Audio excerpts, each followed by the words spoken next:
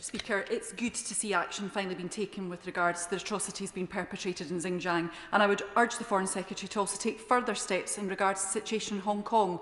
Last week it was reported that Lord Neuberger will remain on the Hong Kong Court of Final Appeal for another 3 years. So does the Secretary of State accept that such decisions risk legitimising China's failure to abide by its international commitments? And will he agree it's no longer appropriate for UK judges to sit in Hong Kong courts?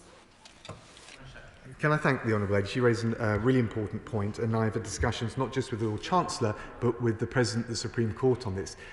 We've agreed a common set of principles that should apply. The challenge is whether or not, by removing UK judges wholesale, we would actually be removing a moderating impact in the way the national security legislation is applied. And she will know, or I hope she'll know, that the Hong Kong bar and no other country around the world all have suggested to us that actually they prefer those international judges to stay. And with one narrow exception, I don't think any other country has removed their judges. But we are very much seized of the issue, and I hope my answer demonstrates that. May I welcome the Foreign Secretary's statement and the action being taken, and congratulate him for the personal role he's played in building this international coalition to highlight the atrocities against the Uyghurs. What, in his opinion, would the ideal response from the Chinese regime be to the actions today, and what response does he fear we will actually get? Can I thank my honourable friend? It's a great question. What I would like to see, and of course we live in hope, I always want the door to be open for this and other issues where we want to engage. What I would like to see is either China moderate its action, or if it contests that this is all fake news and it's all nonsense, to allow Michelle Bachelet, the United Nations High Commissioner for Human Rights, to come in and to verify the facts. That would seem, under all international auspices, a fair and a reasonable way to determine the accuracy of all of the allegations that have been made. Let's go to Jonathan Edwards. Jonathan. Diolch, Mr Speaker. In its 2019 report on human rights and democracy, the British government rightly labelled the death penalty as abhorrent. Will he confirm that the British government will not attempt to secure new trade deals with countries where the death penalty is operational in order to give global Britain a moral underpinning? Can I thank the honourable gentleman? We already have free trade deals, and indeed the EU did free trade deals with countries around the world, from Asia to Africa, who have the death penalty or indeed corporal punishment. So I'm curious to know whether he's actually advocating that we tear up those existing ones that we have. I don't think that would be the right thing to do. Of course, different countries have different approaches, different legal systems, but we're very clear. We would never do free trade deals with countries whose record are beyond the pale, and notwithstanding whatever trade or investment we have, as we've demonstrated today, we will impose Magnitsky sanctions to hold those individually responsible for whatever abuses that they may be involved in. I am now suspending the House for 2 minutes to enable the necessary arrangements to be made for the next business order.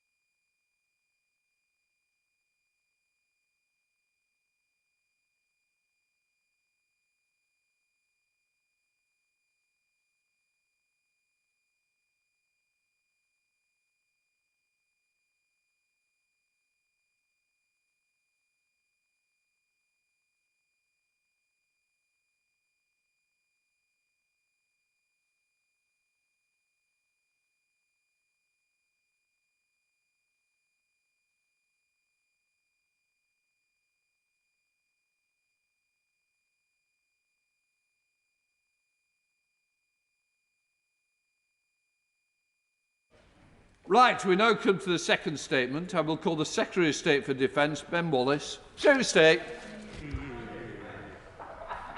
Thank you, Mr. Speaker. As a young officer 30 years ago, almost to the day, I was summoned to the drill square to have read aloud key decisions from the government's defence review of the time, Options for Change. We did not know it then, but the world was set for massive change. The fall of the Soviet Union, the rise of China, the global impact of the internet and the emergence of Al-Qaeda was some way off, which meant no one was really prepared for what happened when they did. I was part of an army that on paper fielded 3 armoured divisions in Germany, but in reality could muster much less. It was in truth a hollow force. That is why, while I know some colleagues would rather play top trumps with our force numbers, there is no point boasting about numbers of regiments when you send them to war in snatched Land Rovers, or simply counting the number of tanks when our adversaries are developing new ways to defeat them. That is why we've put at the heart of the Defence Command Paper the mission to seek out and to understand future threats, and to invest in the capabilities needed so that we can defeat them. Because in defence, it is too tempting to use the shield of sentimentality to protect previous battle-winning but now outdated capabilities. Such sentimentality, when coupled with over-ambition and under-resourcing, leads to even harder consequences down the line. It risks the lives of our people, who are truly our finest asset. It would, of course, similarly endanger our people if we simply wielded a sword of cuts, slicing away the battle proven on the promise of novelty, without regard for what is left behind. Old capabilities are not necessarily redundant, just as new technologies are not always relevant. We must employ both sword and shield.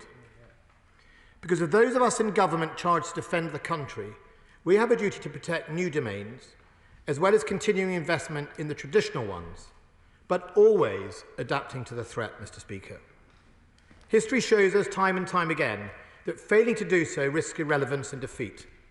As the threat changes, we must change with it, remaining clear-eyed about what capabilities we retire, why we are doing things, and how they will be replaced.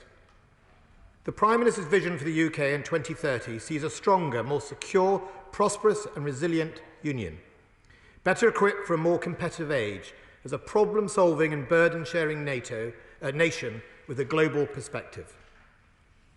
To become so requires Britain's soft and hard power to be better integrated.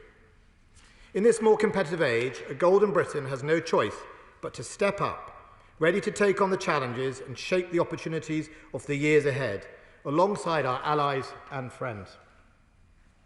Let us be clear. The benefits and institutions of multilateralism, to which we have all become so accustomed, are an extension, not an alternative, for our shared leadership and our hard power. UK diplomacy should work hand in hand with the UK armed forces abroad, and we will invest in our defence diplomacy network in order to strengthen the influence we can bring to bear.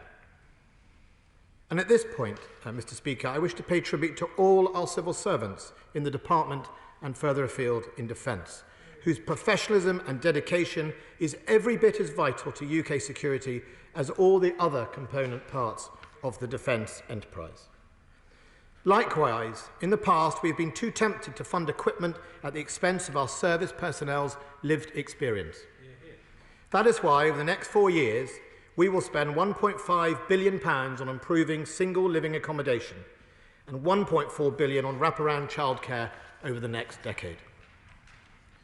The government's commitment to spending £188 billion on defence over the coming next 4 years, an increase of £24 billion or 14%, is an investment in the Prime Minister's vision of security and prosperity in 2030. Previous reviews have been overambitious and underfunded, leaving forces that were overstretched and under-equipped. This increased funding offers defence an exciting opportunity to turn our current forces into credible ones, modernising for the threats of the 2020s and beyond, and contributing to national prosperity in the process.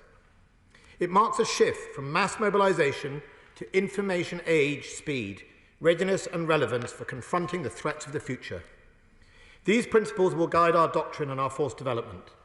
The integrated operating concept, published last year, recognises that changes in the information political environments now impact not just the context but conduct of military operations.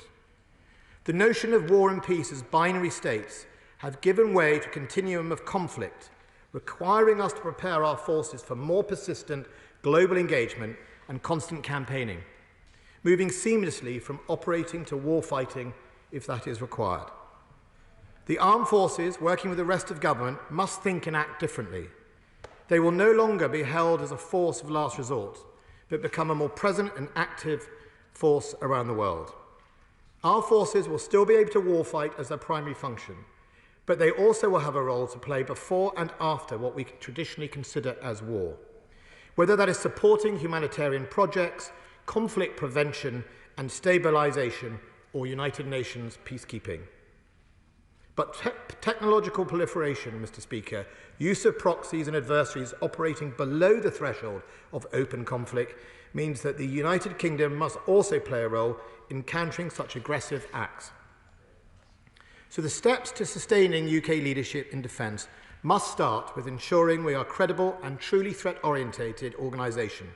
We must do so in conjunction with our allies and friends.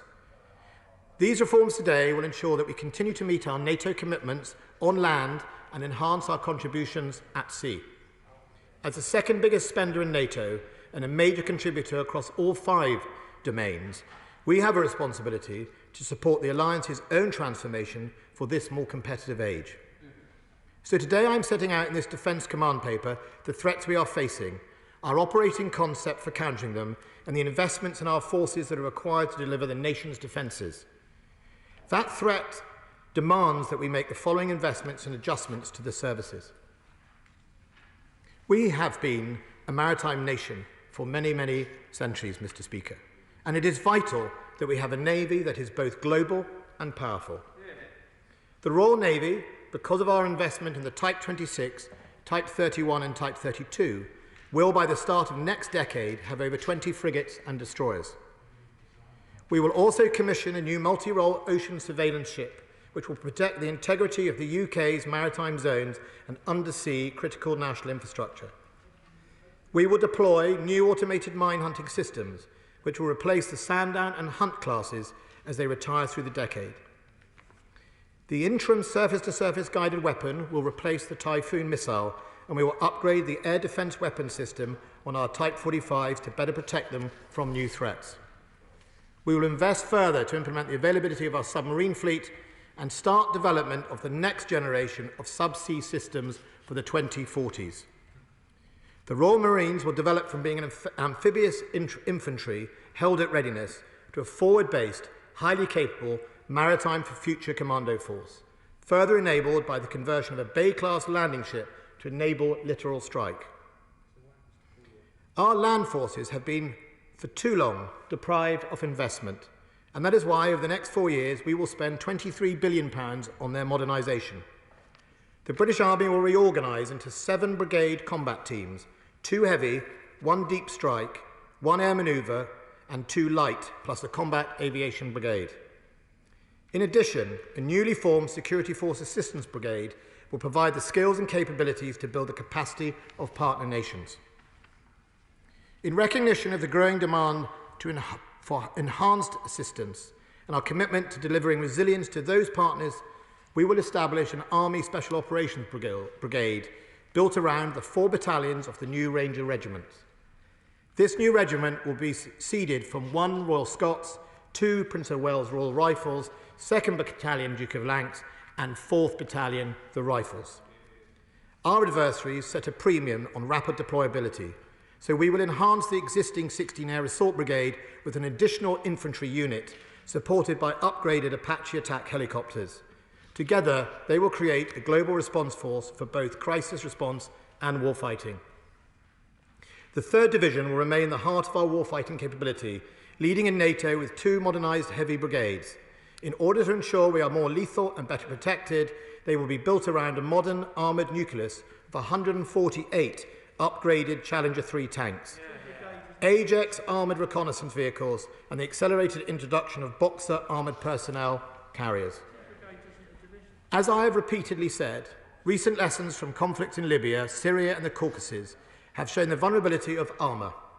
So we will increase both manning and investments in electronic warfare regiments, air defence and uncrewed aerial surveillance systems, all complemented by offensive cyber capabilities. The Army's increased deployability and technological advantage will mean that greater effect can be delivered by fewer people. I've therefore taken the decision to reduce the size of the Army from today's current strength of 76,500 trade-trained personnel to 72,500 by 2025. The Army has not been at its established strength of 82,000 since the middle of last decade. These changes will not require redundancies, and we wish to build on the work already done on utilising our reserves to make sure the whole force is better integrated and more productive. There will be no loss of CAT badges, and as I've said earlier, the new structures will require fewer units, and therefore the 2nd Battalion, the Mercian Regiment, will be amalgamated with the 1st Battalion to form a new Boxer-mounted battalion. To administer the new infantry, we will reorganise the regiments to sit in 4 infantry divisions. Each will comprise a more balanced number of battalions and give the men and women serving in them a wider range of choices and opportunities in pursuing their careers and specialties. In order to ensure that there is a balanced allocation of recruits, we will introduce intelligent recruiting for the infantry, and each division of infantry will initially feed the 4 new Ranger battalions. The final details of these administrative divisions, along with the wider Army restructuring, will be announced before the summer, and no major unit deletions further will be required. Today's Royal Air Force is now deploying world-leading capabilities: P-8, rivet joint, A400M and the latest Typhoons. The F-35, the world's most capable combat aircraft, is now being deployed to frontline squadrons. In recognition of its battle-winning capabilities, we will commit to grow the fleet between 48 aircraft. The E-3D Sentry, 2 generations behind its contemporaries, will be replaced by a more capable fleet of 3 E-7 Wedgetail in 2023. These will be based at RAF Lossiemouth, transforming the United Kingdom early warning and control capabilities, as well as contributing to NATO. As the transport fleet improves availability, we will retire the C-130J Hercules in 2023 after 24 years' service. 22 A400Ms alongside the C-17s will provide a more capable and flexible transport fleet. Our counter-terrorism operations are currently supported by 9 Reaper drones, which will be replaced by Protectors in 2024. These new platforms will provide the enhanced strategic ISR and strike capabilities that are so vital for all our forces. All forces evolve, and the increasingly competitive and complex air environment means we must set the foundations now for our 6th generation of fighter. The Typhoon has been a tremendous success for the British aerospace industry, and we will seek to repeat that with £2 billion of investment in the future combat air systems over the next 4 years, alongside further development of the Lanka UCAV system. We will continue to seek further international collaboration. All services recognise the importance of unmanned aerial systems, which is why we'll also develop combat drone swarm technologies. But in order to ensure our current platforms have the necessary protection and lethality, we will also upgrade the Typhoon radar and introduce Spearcat 3 deep strike capabilities. The lessons of current conflict, Mr. Speaker, demonstrate that however capable individual forces may be, they are vulnerable without integration. US Strategic Command will therefore invest $1.5 billion over the next decade to build and sustain a digital backbone to share and exploit vast amounts of data through the cloud and secure networks. To ensure our workforce are able to exploit new domains and enhance productivity, the Command will invest in synthetics and simulation, providing a step change in our training. The National Cyber Force will lie at the heart of defence and GCHQ's offensive cyber capability and will be based in the northwest of England. Keeping overseas informed of the threat, Mr. Speaker, and ahead of our rivals means that defence intelligence will be at the heart of our enterprise. We will exploit a wider network of advanced surveillance platforms, all classifications of data, and enhance and analysing using artificial intelligence. Strategic Command will partner alongside the RAF to deliver a step change in our space capabilities. From next year, we will start delivering a UK-built intelligence, surveillance and reconnaissance satellite constellation. Space is just one area in which the Ministry of Defence will prioritise more than £6.6 billion of research development and experimentation over the next 4 years. These investments in our future battle-winning capabilities will be guided by the Science and Technology Strategy of 2020 and new Defence and Security Industrial Strategy published tomorrow. Our Special Forces are world-leading. We are committed to investing in their cutting-edge capabilities to ensure they retain their excellence in counter-terrorism, while becoming increasingly capable of also countering hostile state activity. To conclude, Mr. Speaker, if this Defence Command Paper is anything, it is an honest assessment of what we can do and what we will do. We will ensure defence is threat-focused, modernised and financially sustainable, ready to confront future challenges, seize new opportunities for global Britain, and lay the foundations of a more secure and prosperous United Kingdom. We will, for the first time in decades, match genuine money to credible ambitions. We will retire platforms to make way for new systems and approaches. And we will invest in the most precious commodity of all, the people of our armed forces. To serve my country as a soldier was one of the greatest privileges of my life. Serving to lead, contributing to keeping this country safe, upholding our values, and defending those who cannot defend themselves. Putting yourself in harm's way in the service of your country is something that, fortunately, few of us are ever required to do. But we all have a duty to ensure that those who do so on our behalves are as well prepared and as equipped as well as possible.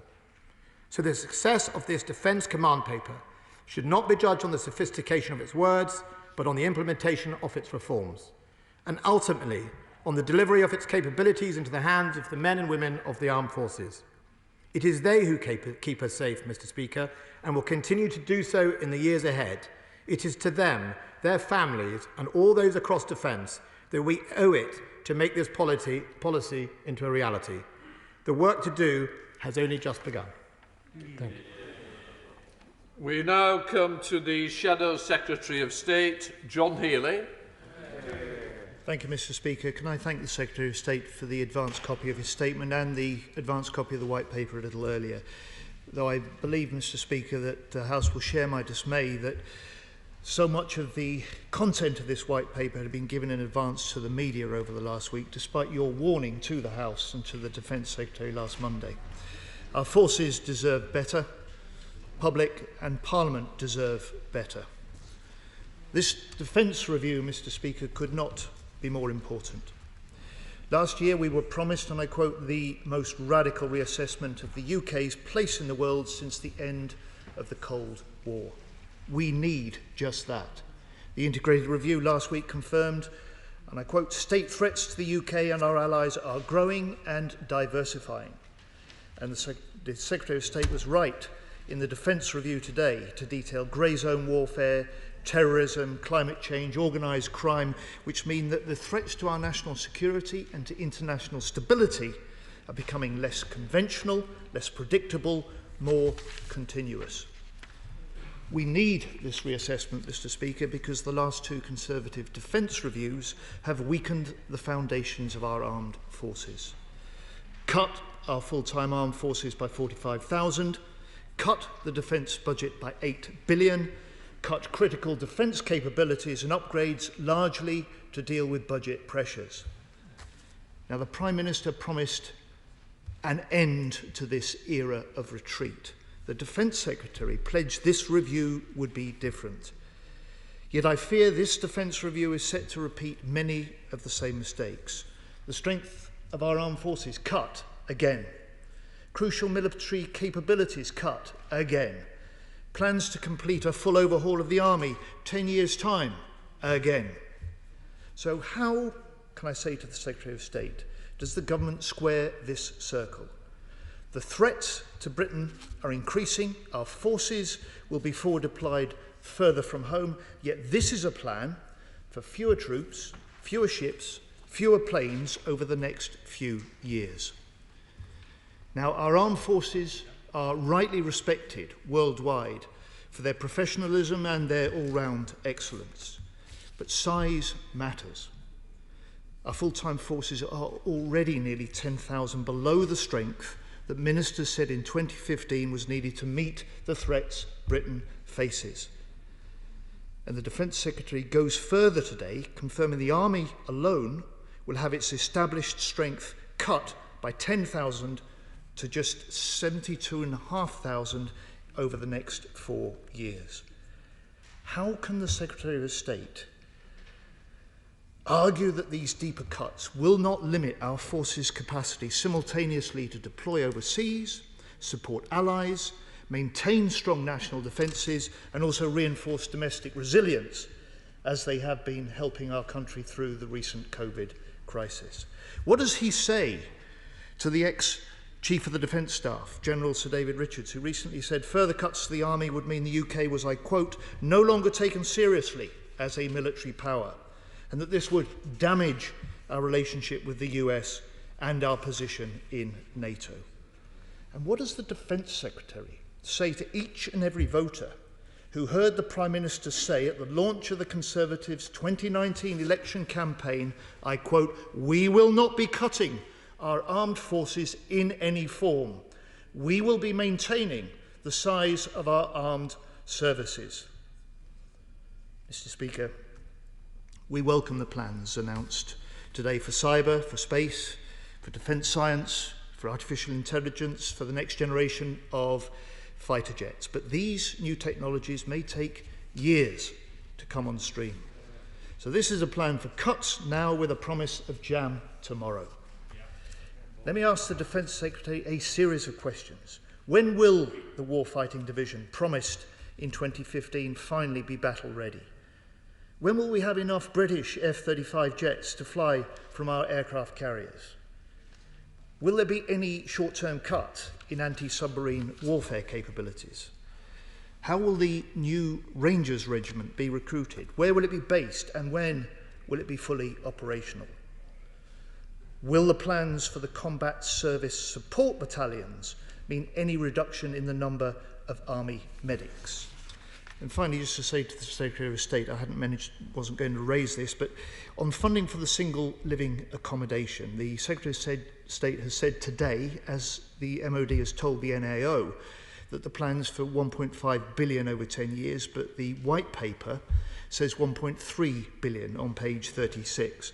So perhaps he could say to the House, is that a cut or is that an error? Turning to MOD finances, Mr. Speaker. The finances for the last defence review were a fiction. The MOD budget was balanced in 2012, but the NAO has now judged the defence equipment plan unaffordable for 4 years in a row and reports a black hole of up to £17 billion. We welcomed the Prime Minister's extra £16.5 billion, Mr. Speaker, but there's a risk we'll be throwing good money after bad. How much of this extra money will be swallowed by the black hole in the current programmes and not used to fund the new ones he's announced today? The ministers talk about the rise in capital funding, but not the real cut in revenue funding over the next 4 years. This cut in day-to-day spending is the Achilles heel of defence plans. The Secretary of State should never have agreed it. So will he today spell out the consequences of this real terms cut in revenue funding for forces recruitment, training, pay and family support? Mr. Speaker, the MOD's bad habits run deep. Only 3 of the MOD's 30 major projects, together worth a staggering £162 billion, have a clear green light, on time and on budget. And it's clear to me that Parliament needs a system of special measures for the MOD. The Secretary of State's new Office for Net Assessment and Challenge will deal with policy, but not money or delivery. So will the Defence Secretary commission a special capability review of the MOD, conducted by a top team of internal and external experts, backed by the NAO and reporting to this House? Mr. Speaker, on nuclear, Labour's commitment to the renewal of our deterrent is non-negotiable alongside our multilateral commitment to nuclear disarmament and to greater arms control. He makes no mention in his statement of reversing 30 years of the UK's proud non-proliferation policy under successive governments. And the White Paper does not come close to explaining, let alone justifying, this change. So I say to him, Parliament, the public and our allies are owed a much fuller account of this decision from ministers. Mr. Speaker, the White Paper also has little to say on the lessons from the COVID. Pandemic was indeed identified as a Tier 1 threat in 2015 and in 2018, but no preparation was done, and when the virus hit, less than 1% of our PPE was sourced in the UK. Full spectrum society resilience requires training, planning, exercising that must be led by the government and involve private industry, local agencies and the public. And some countries are ahead of us with such civil military strategies. For the grey zone, why does the White Paper have nothing to do to catch Britain up? And then finally, Mr. Speaker, on the principal threats, China is certainly a growing great power challenge that the US, backed by democratic countries like Britain, must meet. However, the White Paper rightly confirms Russia remains Britain's greatest state threat. Our highest priority must therefore be Europe, the North Atlantic and the High North, our NATO area. So while the Prime Minister talks up Britain's Indo-Pacific focus, how does the Defence Secretary reassure NATO that we're not neglecting the leading role that our alliance countries, including the US, continue to require of Britain? And finally, we want to see this defence review succeed, but there's a growing gulf between the government's ambitions and its actions, which we will challenge hard in the months ahead, and he has much more to do to close. Oh dear, Mr. Speaker. I've certainly got the impression that no matter what I brought today to this House, that speech would have been trucked out. I mean, this is not a defence review that usually takes part amongst an environment of cuts. The right honourable gentleman is wrong. There is not a cut to Ardell over the 4 years. It is flat, if not a tiny increase in Ardell. So slightly undermines the desperate attempt to make £24 billion plus look like some form of cut. The right honourable member asks what impact that will have. Well, first of all, that will mean 1.5 billion, and there is an insert. He obviously got the paper electronically delivered, but there's an insert, or should be in the printed ones, that show it is actually 1.5, not 1.3 billion. The impact of that Ardell is obviously wraparound childcare for 1.4 billion over 10 years. That's a plus, in case anyone missed it from the tone of the right honourable gentleman's speech. And when it comes to the MOD budget, I've been very honest in this House.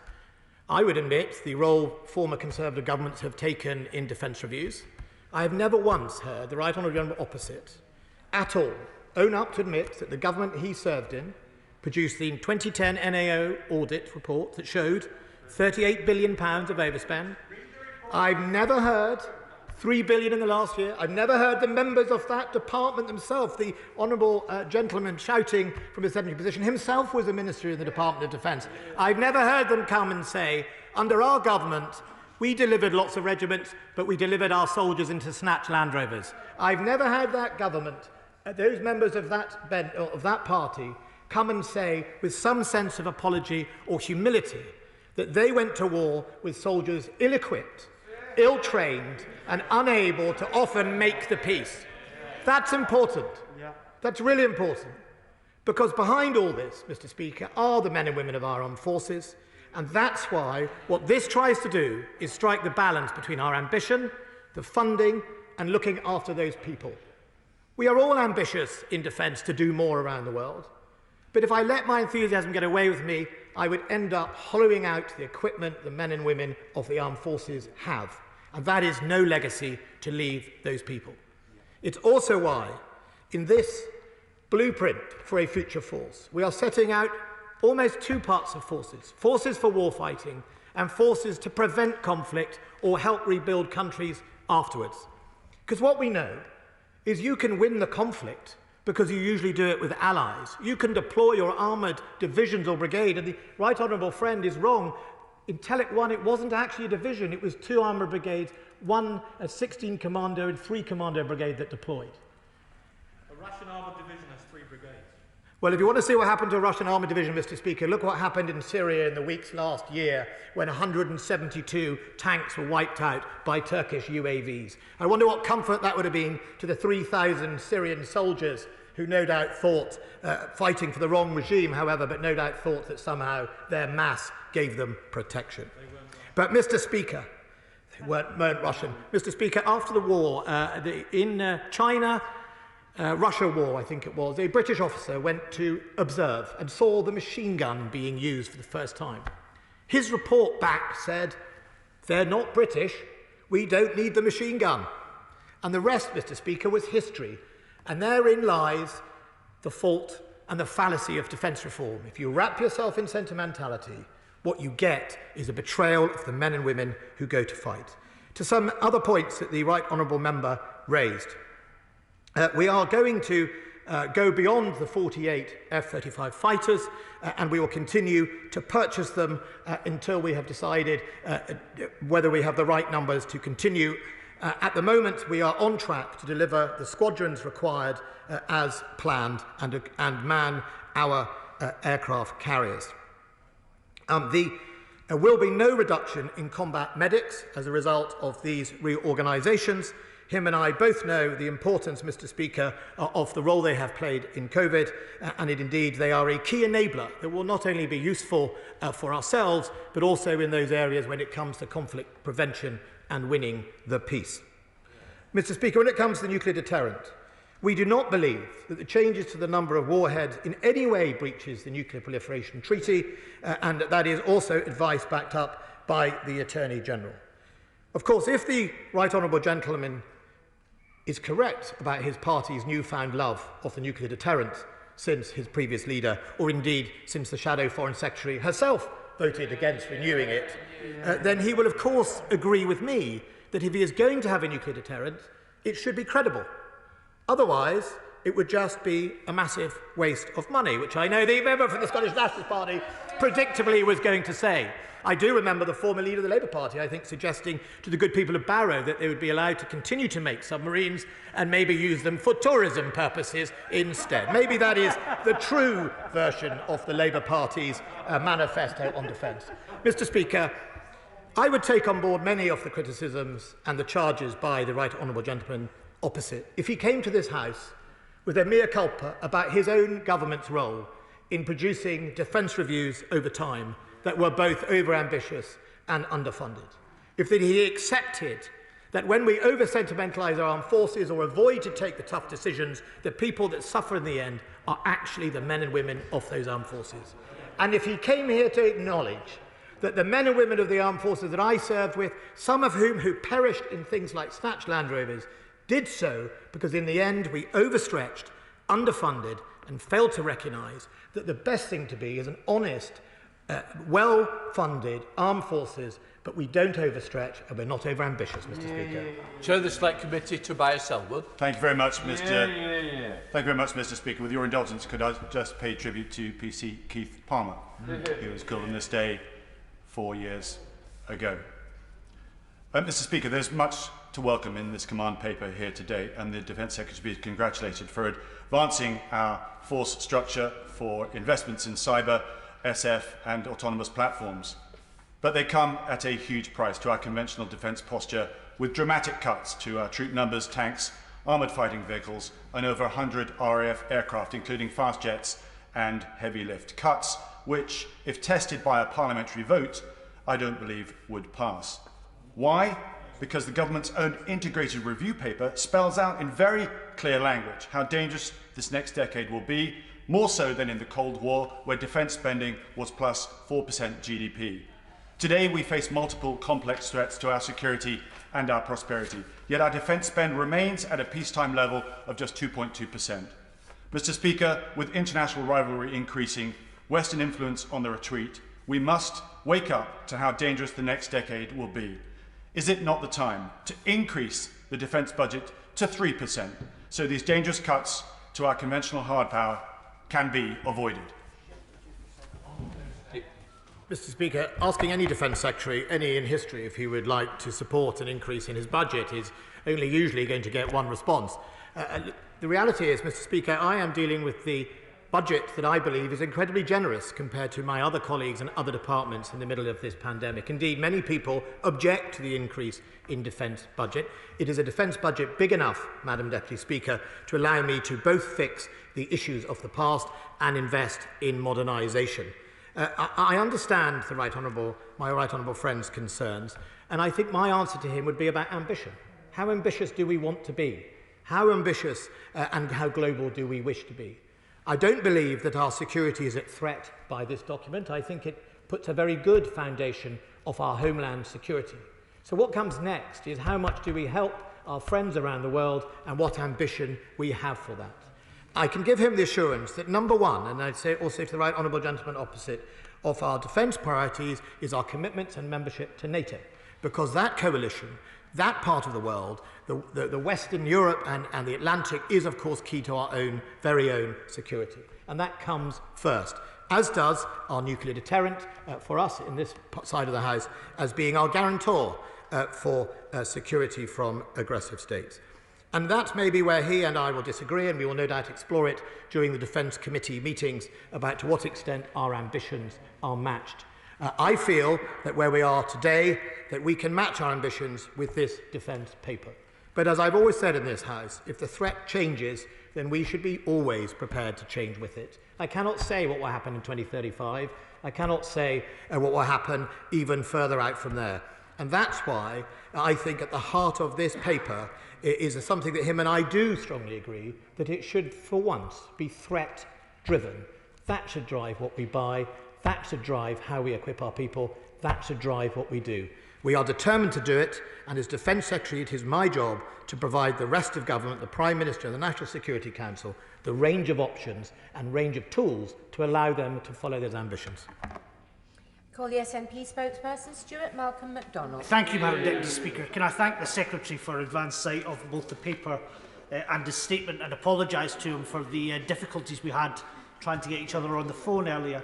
And as the Select Committee Chair has said, on behalf of these benches, can I acknowledge the anniversary of the death of PC Keith Palmer, and acknowledge indeed the Right Honourable Gentleman's own bravery on that day. Can I turn to the paper? In terms of the questions that it asks, I think it does seek to ask some of the right questions.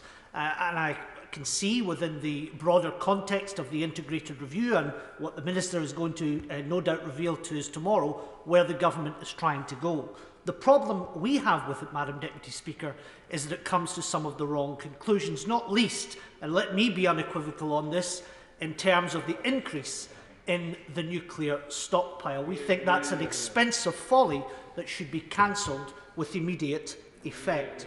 But in terms of the changing nature of threats, I do think that the document and the Secretary outlines some things that are worth exploring and things that this House should have come to debate far long ago.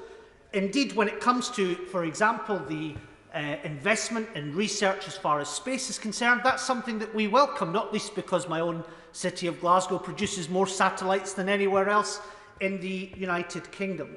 But this reliance on technology, which I accept as a new feature of defence and security, particularly on autonomous weapons, does raise some serious concerns, because whilst the government has paraded all of this flashy, expensive new tech, and I understand that members of this House, not just on the governing benches, get very razzle-dazzled with this stuff, what are we going to see come forward in terms of the proper oversight of the use of this technology? We cannot have a situation where killer robots are sent into battlefields, but there is no proper oversight over weapons deployed on our behalf and in our name. And that takes me on to the wider issue of international norms, not just on lethal autonomous weapons, but in terms of data and AI. What is the government doing, not just nationally, but to work with partners internationally to develop international norms on this stuff? I accept Russia and China will always pose a challenge in trying to develop international norms, but I want to hear more about what the government is doing to do so, especially within NATO. And to turn to the armed forces, Madam Deputy Speaker, it has been mentioned rightly, and I suspect we will hear it for the rest of this statement, that the Minister will have some convincing to do here in Parliament, that he's going to be able to retire the old, bring in the new, and not have such a big gap in the middle. But on numbers, can he explain to the House what the impact of the reduction in numbers will mean for the Scottish footprint in 2025?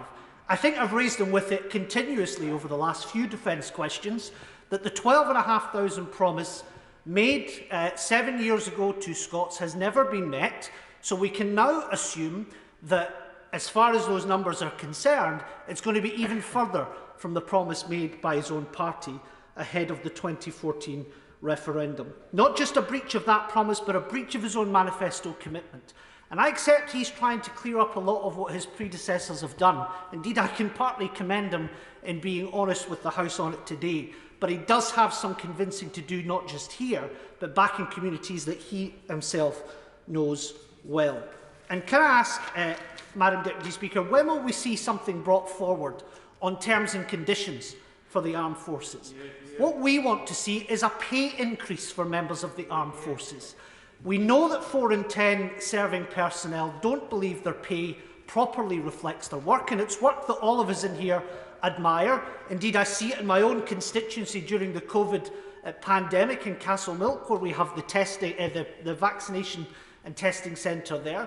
When will he bring forward a real and proper pay rise? Give them the money they deserve. That's something surely all of us in the House could agree with. Secretary of State. Mr. Speaker, I understand the honourable gentleman's concerns, both with reliance on technology and the human-in-the-loop issue. Britain has been one of the leaders in trying to raise those discussions in places like the United Nations to make sure that there is a standard that is acceptable, a moral standard, making sure that there is a human in the loop at nearly all times. I think that is important for reassurance. On AI and data, Britain actually leads within NATO on cyber. It pushed NATO to examine cyber, but not in being the cyber nation. Estonia, Madam Speaker, is probably one of the greatest cyber nations, although there is a data issue that I'm sure his party would disagree with if you rely on data that much. But fundamentally, it is incredibly important, and Britain's work alongside some of its allies in NATO has pushed NATO to look at both hybrid threats and cyber and start making sure that they reform and modernise to do that. I understand the concerns about numbers of troops and personnel in Scotland. There are over 28,000 people currently in Scotland who directly rely on defence. That's the civil servants, the regulars, the reserves and in industry. There will be an increase when we send the E7 Wedgetails up to Lossiemouth of a few hundred people to work there in that part of the world, which is to be welcome. Decisions exactly on where the Rangers will be and how that will develop will come soon. What I would say to the honourable gentleman is it is a tribute to the Scottish infantry and indeed the Scottish heritage that one Will Scots will become the seed of that Ranger. For him, if anyone who knows Scottish military history, the Lovett Scouts and brave souls like that have set the fierce reputation of Scottish soldiers around the world, and I hope, therefore, that that will be recognised as they go forward.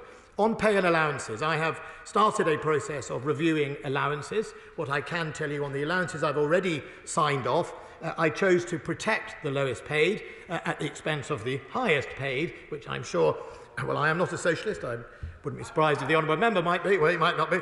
But I felt it was important that the lowest paid was protected, as well as with overseas allowances and those individuals with children. Of course, if his government in Scotland would like to pledge giving our troops in Scotland the same £500 bonus they have given the NHS staff, we would be absolutely delighted. Perhaps the extra tax that the SNP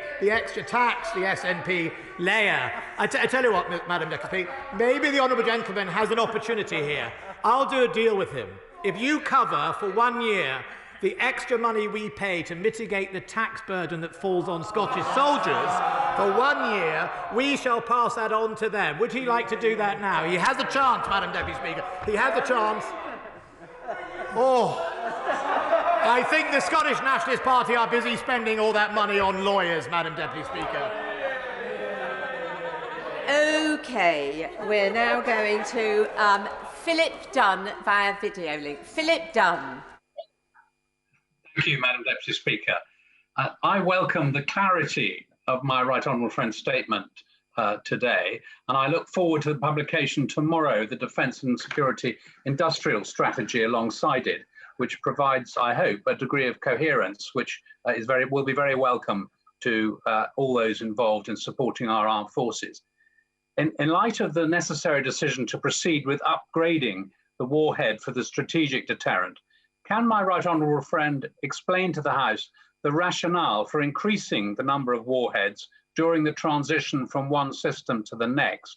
And will the cost in developing the strategic deterrent absorb any of the welcome 6.6 billion R&D programme that's been announced?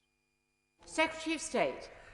I'm grateful to my right honourable friend, and my right honourable friend laid the foundations for really linking prosperity in a much more deliberate and thoughtful manner into defence and defence procurement, and I hope he will see that reflected in the strategy tomorrow. It is, of course, welcome that this review brings more prosperity, with the investment in boxers to be made in places like Telford, Ajax and Merthyr Tydfil, a Challenger upgrade, and the commitment to a next generation of aerospace. And as a Lancashire MP, the importance of Typhoon, the prosperity that has given us all in my part of the world, is incredibly important. On the rationale of the deterrent, it cannot be taken in a one-sided view. You have to look across at our adversary, at Russia, to see the investments that they have made and their plans to both, as we noticed in 2018, break the intermediate nuclear treaty, which was broken in 2018, their investments in new weapon systems, but also in missile defence. If we're going to keep it as credible, then we need to make sure we do so. When it comes to the R&D budget, the 6.6 billion, I am not aware, and I will write to him and correct if it is the case, that 6.6 billion is anything to do with the nuclear warhead programme or anything else. For clarity, Madam Deputy Speaker, the United Kingdom does not buy warheads from other countries. Under the Nuclear Proliferation Treaty, warheads have to be developed within that very country itself. Thank you. Jamie Stone. Thank you very much, Madam Deputy Speaker. Can I make it very clear at this point that neither I nor my party can agree with the proposal to increase the number of nuclear warheads? We also have grave doubts as to some of the spending decisions being made by the government within the context of the defence budget. But can I turn the Secretary of State's attention to something close, I think, to both our hearts? What he has said about the cadet force is welcome. I seek to determine whether the cadet force will be supported in the most outlying parts of the UK, such as Wick and Thurston, my constituency, but more broadly, something I served in myself, the Territorial Army. Could he go a little further on outlining what is going to happen in the future for our volunteer service personnel, the Territorial Army and others right across the UK? Secretary of State. Thank you, Madam Speaker. RF30, which is a report on the next iteration of reserves, will be reporting to Parliament very, very soon, and it will certainly show our desire to build on all the direction of travel with reserves over the years to integrate them further and further into defence. And I think that is incredibly important. The skills they bring and the force multiplier they bring is incredible. And I think within our own department, there has been too much in the past, over the last decades, of resistance to using them properly or involving them, especially in the Army, and we need to do more. On cadets, Madam Deputy Speaker, we have exceeded our target of providing opportunities for 130,000 cadets across the United Kingdom in state secondary schools. We're going to go further in investing in the cadet expansion programme to bring this fantastic opportunity to young people up and down the United Kingdom. We now go to Gagan Mohindra. Thank you, Madam Deputy Speaker. I think this government is absolutely right in its vision of a global Britain that does not simply watch from the sidelines. And therefore, I welcome today's commitment to a more persistent global engagement. Can my right honourable friend tell the House what this more active approach will actually mean for our gallant armed forces personnel? Secretary of State. What it will mean, Madam Speaker, is more opportunity to do their job they've trained for and indeed to help deliver Britain's influence around the world. To be able to go forward, for example, in countries like Somalia or Kenya, to train abroad, provide reassurance and resilience, and indeed to hopefully prevent conflict. preventing conflict is a noble thing. It is not something to be separated. They are not mutually exclusive, because the way we prevent major conflict is indeed sometimes to intervene in support of allies and friends, and that will give young men and women around the country plenty of opportunity around the world, and at the same time they will be able to train as fully as soldiers and follow their specialities. Video link to Gavin Robinson. Thank you, Madam Deputy Speaker. And in recognising that the Defence Secretary will come before us in the committee, can I say I look forward to more detailed consideration in due course. But can I also welcome the recognition of the defence procurement footprint within Northern Ireland, and the suggestion that given the cybersecurity and advanced engineering capacity within my own constituency and across the province, the well-placed nature that we are for future investment. But in balancing new technologies with old footprint, can I ask the Secretary of State today to give a commitment for the sustained continuance of the Northern Ireland Garrison, in particular 2 rifles within Lisburn Thiepval Barracks? Secretary of State. Yes, I can, to the right honourable gentleman. There will be no change to that. And of course, we continue to invest in Northern Ireland equipment and engineering. Only recently, a £96 million contract we signed with very short-range anti-air missiles in Belfast. Anthony Higginbottom. Thank you, Madam Deputy Speaker. The integrated review last week made clear that the threats that our country faces are changing rapidly, and our adversaries are increasingly operated in the grey zone, where they perceive the risks of repercussions are far lower. Could the Secretary of State therefore confirm that the announcement he's making today will give us the ability to respond to these in a far more meaningful way, because it threatens us and our allies? Secretary of State. Yes, one of the ways our adversaries use effectively sub-threshold is by corrupting or undermining a fragile state, by being able to deploy potentially either in support as partner host nations or improve their training. We will help build their resilience, and at the same time we can sometimes supply or co-train on key enabling, like in Kenya, where we do with the Bomb Disposal effectively College, and we help work alongside the Kenyans to train people, and now together we train countries from other parts of Africa. We now go to Geraint Davis. Madam Deputy Speaker, our strategic threats are from China, who grows stronger each day from manufacturing trade, and Russia, who are indeed threatened by China, who rely on fossil fuel exports. So instead of just focusing on cutting 1 in 8 soldiers and stockpiling nuclear weapons, what discussions has he had across government about using COP26 to put a carbon tax on trade in order to check Chinese power and to help transition Russia from fossil fuels toward a wood economy for construction in order to tackle climate change, so that holistically we can protect the world without just escalating the risk of war and destruction? I'm sure the Secretary of State will find a way of answering what was a slightly... Secretary of State. Madam Speaker, the honourable gentleman actually raises an important point, and at the beginning of the command paper is a chapter about the global trends and the direction. Climate change poses a security threat because it could deliver instability, poverty and problems in other parts of the world that would drive migrant flows and increase friction over precious resource. He is absolutely true.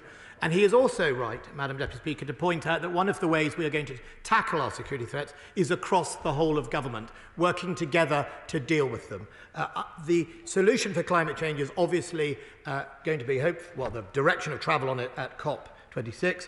I can tell you that defence will play its part in both trying to solve its own emissions, but also making sure it provides stability in some of those poorest countries like Sudan, where we recently had people, to make sure that the security threat delivered sometimes by climate change doesn't boil over and threaten more regional stability.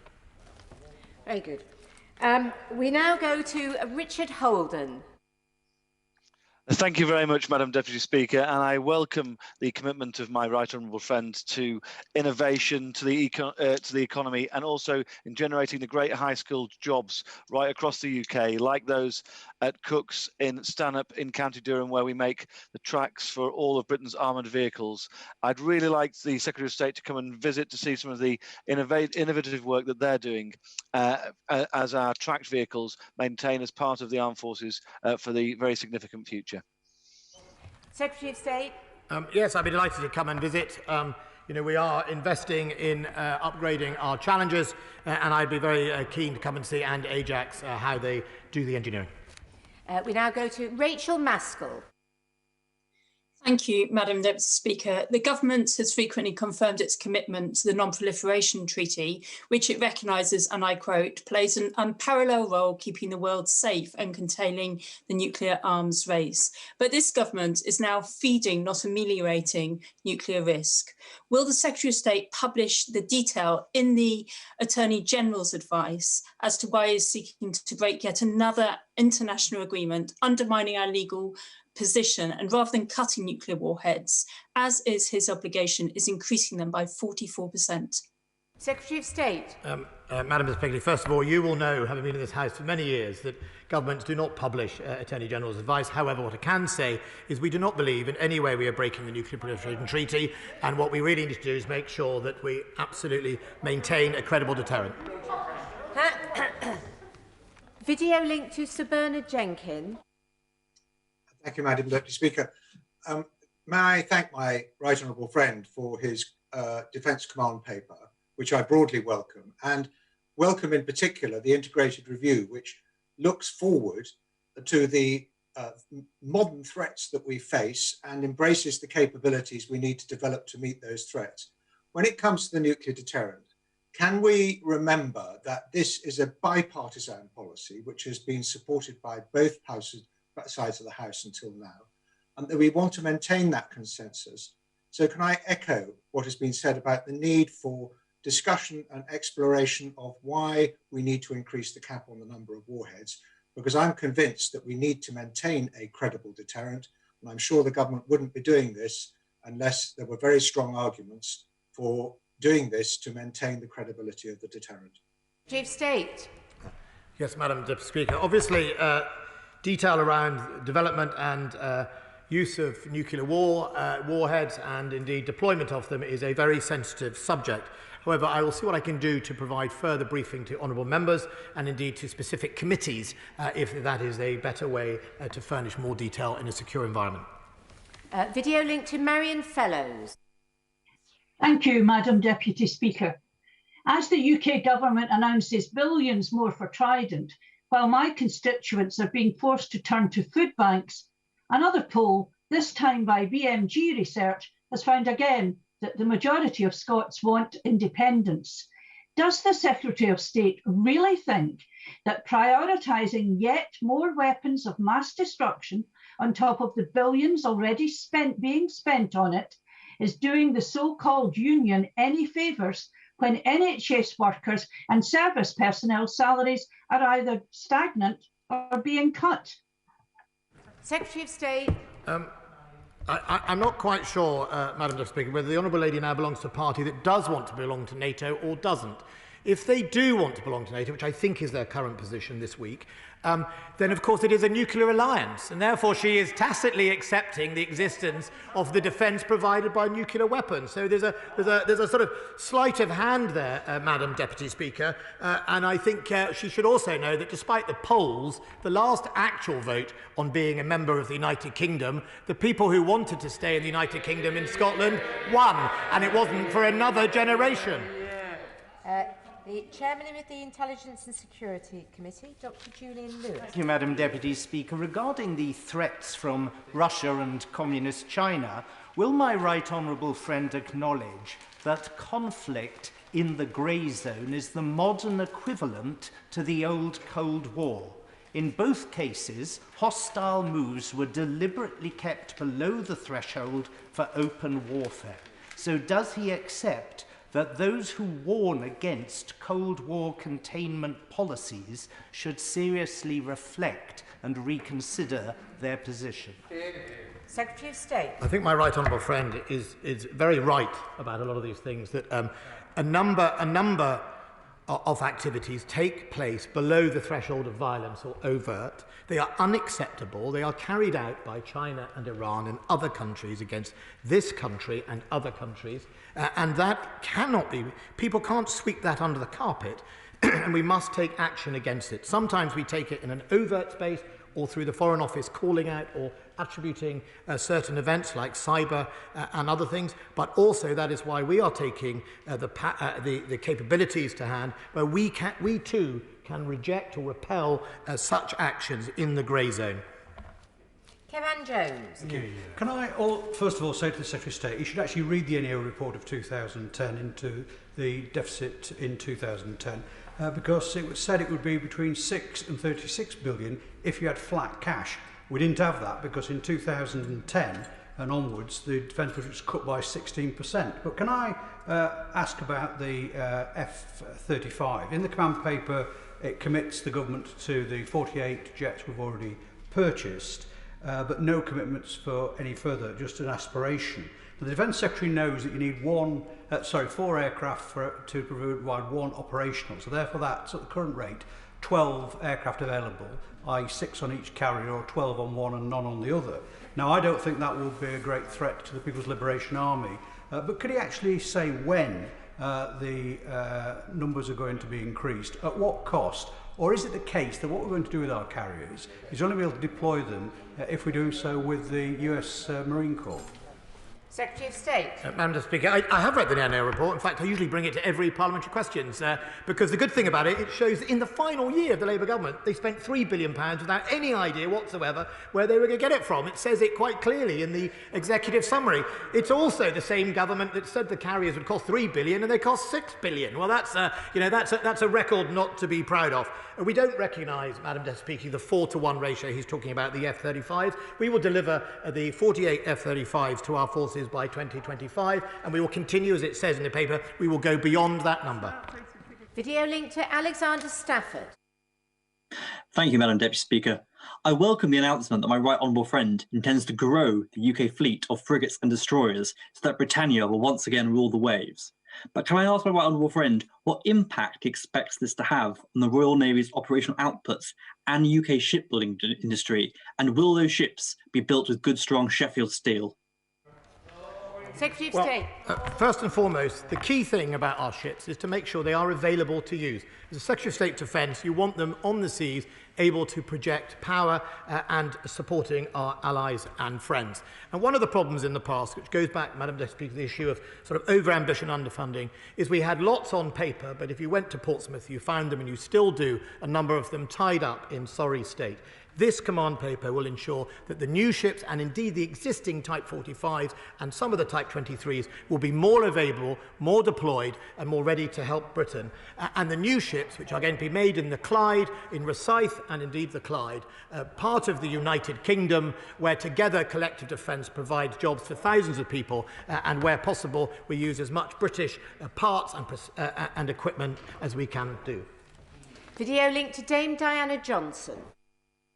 Thank you, Madam Deputy Speaker. As a member of the Intelligence and Security Committee, I'm under no illusion about the evolving nature of the security threats that we face. But could I just ask the Secretary of State about the reduction in the number of members of the Army? At the Conservative Party manifesto launch in 2019, the Prime Minister, in a response to the journalist Tom Newton-Dunn, said, "We will not be cutting our armed forces in any form. We will be maintaining the size of our armed forces because we are increasing funding for them." So after the announcement today, does the Secretary of State regret the Prime Minister promising this to the British people at the last general election? Secretary of State.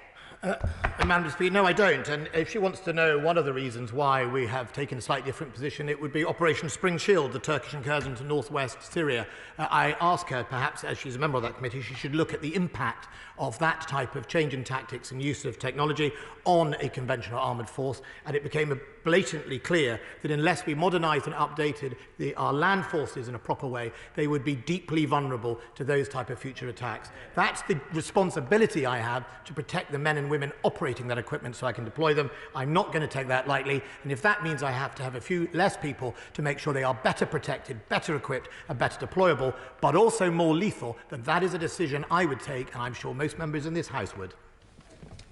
We now go to John Barron.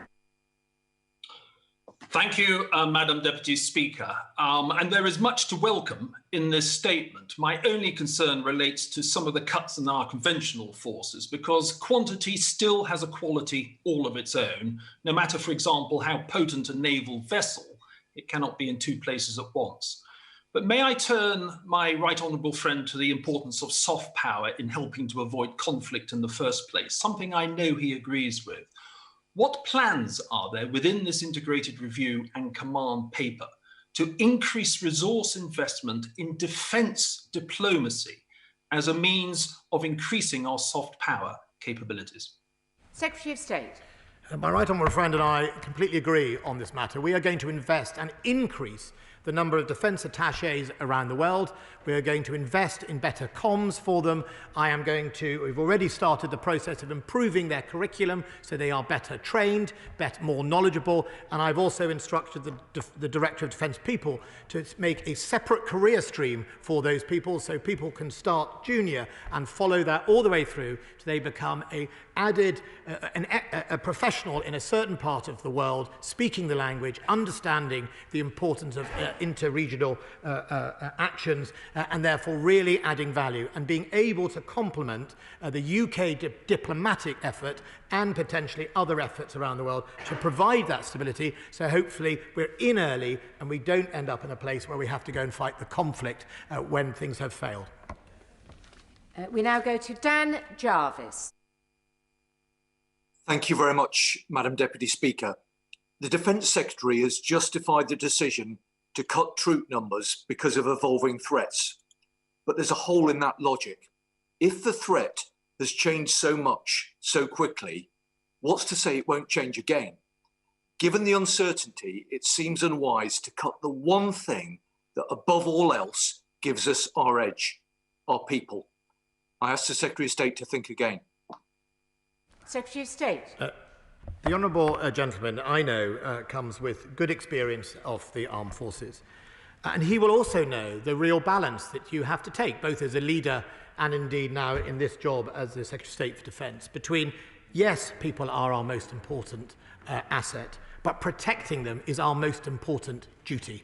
And we have to get that in the right balance. It is no good being over-ambitious with them and deploying them if you cannot support them. Yes, threat can change. Absolutely can change. Could I say in 2035, I wouldn't be in this job, but if somebody was, that they wouldn't come to this House and increase the size of their armed forces? Should that be what is required? They should be able to be free to make that decision, and I would certainly support anyone that did that if they demonstrated what the threat is.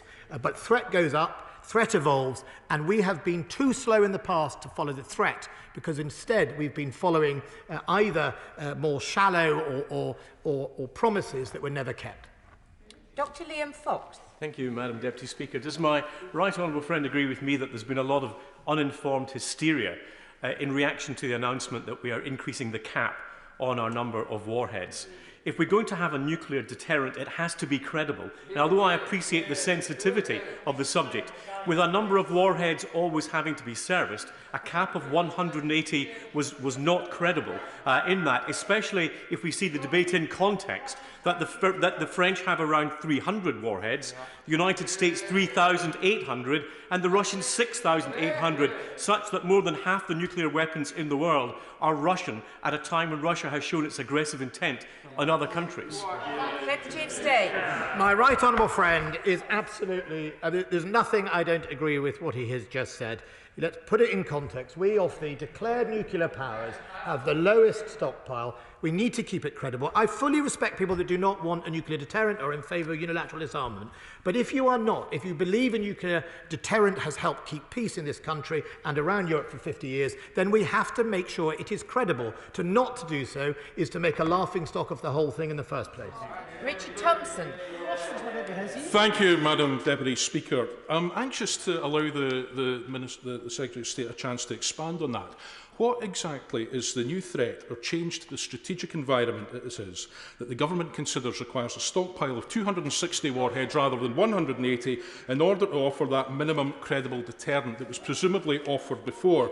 And how can that 45% increase in the number of warheads be reconciled in any way with a sincere, meaningful commitment to arms control, disarmament and this country's obligations to nuclear non-proliferation?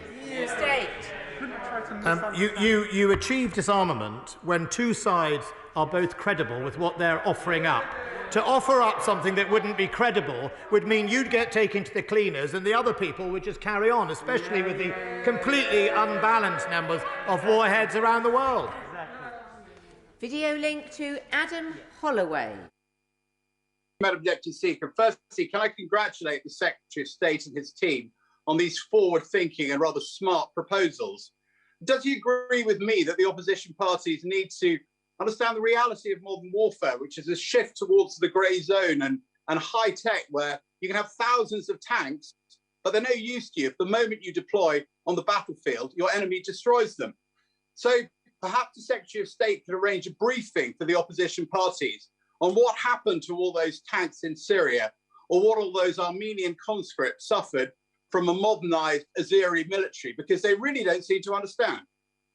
My honourable friend makes an important point, and I made available to members of the House a briefing by the Chief of Defence Intelligence last week, where he set out the range of emerging threats, all the way from Russian ballistic missile defence to the proliferation of technology into the hands of often non-state militias. And that is one of the big challenges of today that our conventional forces need to grapple with. No longer is it necessarily tank on tank, it is potentially Syrian fighters using pickups but firing a top generation of anti-tank missile.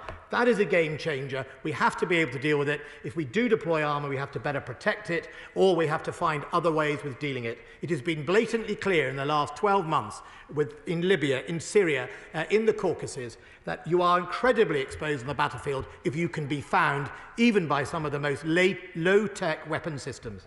Wendy Chamberlain. Thank you, Madam Deputy Speaker. The confirmation of a reduction in troop numbers will obviously be a huge concern to many service personnel, including those based at Lookers in my constituency. Now, I was working for Career Transition Partnership at their Scottish Resettlement Centre during the last round of redundancies linked to the strategic review. So can I ask the Secretary of State what engagement has he had with CTP over the impact of the changes announced today on resettlement services? And will he commit to ensure that all service leavers get full support in the resettlement journey? All service leaders will get full support in the settlement journey, but there are going to be no redundancies of service personnel related to these reductions. Number 24 is withdrawn, so we go to Derek Twigg. Thank you, Madam Deputy Speaker.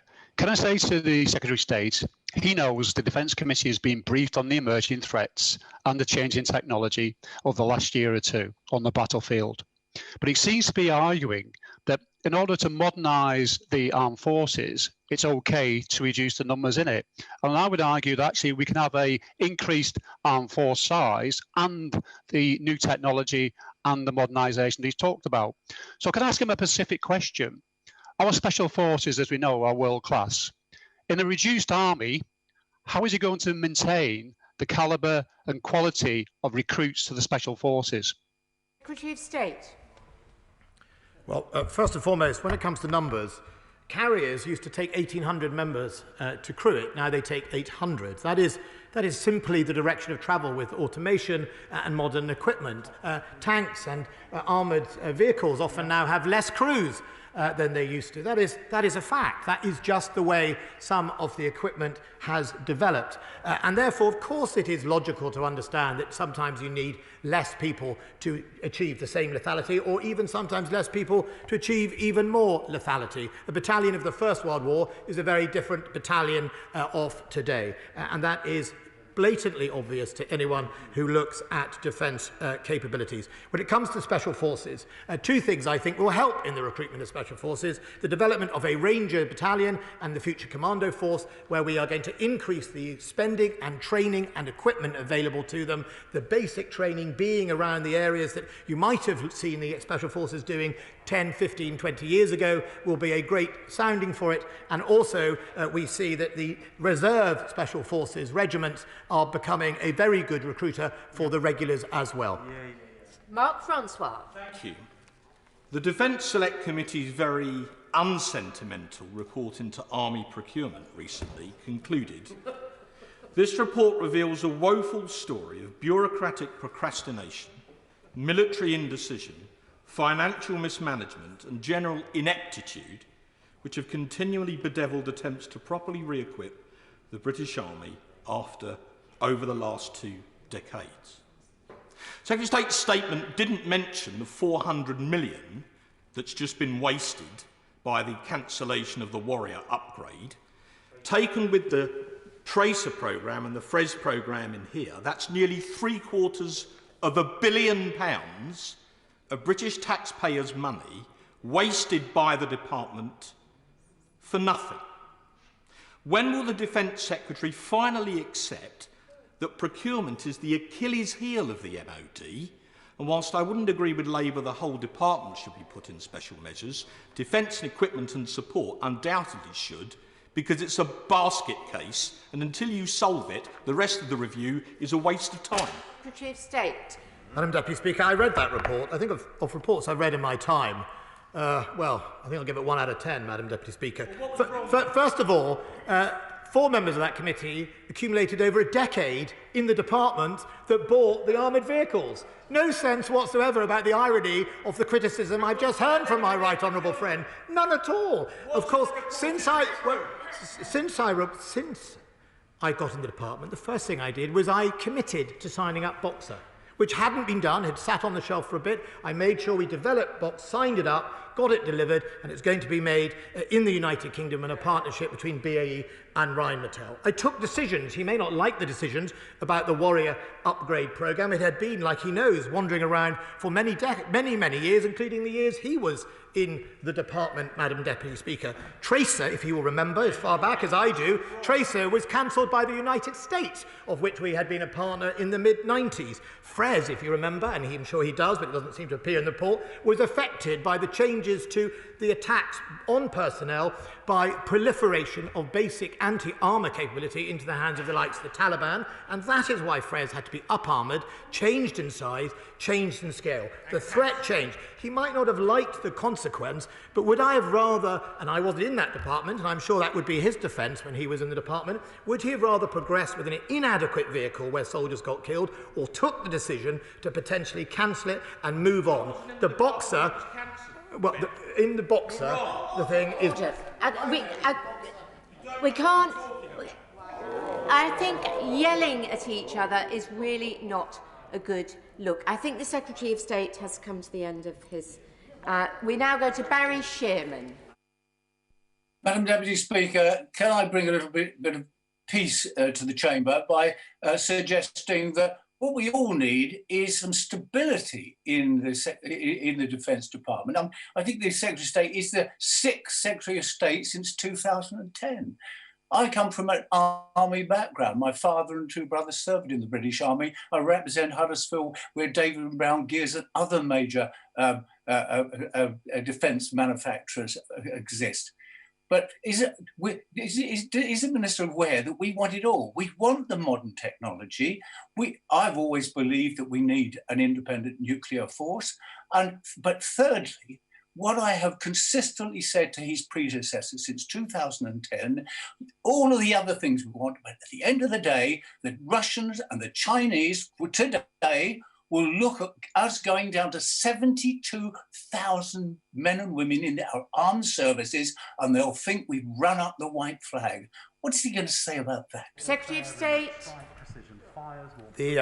I think, first of all, the Russians, Madam Speaker, will look at the fact that we have learned the lessons of Crimea and others, and we will be investing in deep fires, which was a place that we were deeply vulnerable to. They hadn't been upgraded, which has allowed the Russians to have a strategic edge. They will look at the fact we're starting to invest in ballistic missile defence capabilities, anti-missile capabilities that we have been missing for many, many years, and that is why our adversaries went there. They will look at the fact we're going to invest in a multi-role surveillance vessel so we can protect our critical asset infrastructure, because the Russians worked out we hadn't invested there and gone want to protect them there. So what they will see is that we have seen what they are up to and we are going to do something about it. And what they will also see is the area they seem to have got away with most, the sub-threshold, the grey zone, where they have inflicted cyber, corruption, all sorts of espionage from some of our adversaries onto this country and her allies and her citizens, is where we too are going to be there to compete back against them.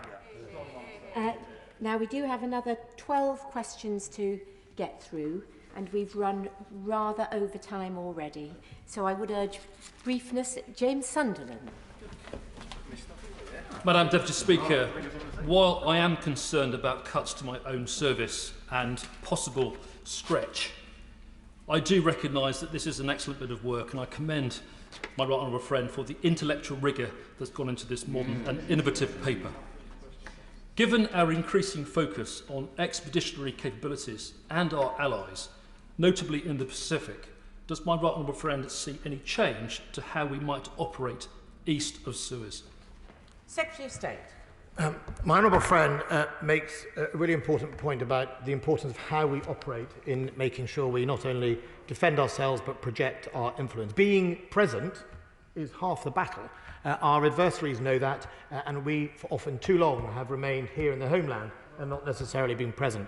And as a former Royal Logistic Corps officer, he will also know the key importance of enablers. The days when enablers were in the background and didn't get the audience or the importance that they deserved are over. Many countries around the world who might not want infantry or cavalry or tanks to help them often want signallers or enablers or logistics, and they are just as important in projecting Britain's forces and Britain's power projection around the world to make sure that the brand of Britain stays true to its values and helps people around the world. Video link to Richard Bergen. At a time when the government says there's no money for a proper pay rise for NHS workers, it's going to give the military the biggest financial boost since the Cold War, and is going to waste billions more, increasing the number of UK nuclear weapons by 40%. Each UK nuclear warhead has an explosive power 8 times that of a nuclear bomb barbarically dropped on Hiroshima at the end of the Second World War that killed over 140,000 civilians. If we're going to spend billions more increasing the number of nuclear weapons, then what's to stop others also doing the same in a new global arms race? State. Madam Deputy Speaker, we're not going to spend billions increasing the number of nuclear weapons. This House voted in 2016, and I'm sure he didn't, and certainly the leader he used to follow didn't vote for it, but the House collectively voted for a nuclear deterrent. That's what it believes, and I think the number of people who don't believe it are probably joining him in the room where he's asking the question. Jack McCresty. Thank you, Madam Deputy Speaker. I'd like to congratulate and thank my right honourable friend for his statement. Now, the review specifically refers to a more productive integration of the reserve forces. Can I ask my honourable friend to give a bit more detail on that? And will he confirm that the reserves have to remain a vital part of our whole force structure? Secretary of State. Look, my honourable friend is absolutely right. Look, they are really important. They're more important than they have ever been. And when I look across the 3 services, different services embrace them well. Some could do a lot more to do so. I've already started the process of trying to remove barriers to make sure that the attitudes within the department about using reserves not as a last resort but as an integral part of what we wish to do. RF30 will report soon, and no doubt he will be interested in the results. But what we saw in COVID and what we have seen across the services is a willingness, a seamlessness between reserves and regulars, and I think we need to embrace that even more to make sure that the men and women who want to contribute to this country's defence, no matter who they are, can do so and bring those skills to bear. Video link, Carol Moynihan. Thank you, Madam Deputy Speaker. I'd like to hear a little more about how the reduction in troop numbers is going to be managed. Can the Secretary of State confirm that there will be no redundancies? And also in the past, a shortage of personnel has meant an increased workload for those others that remain.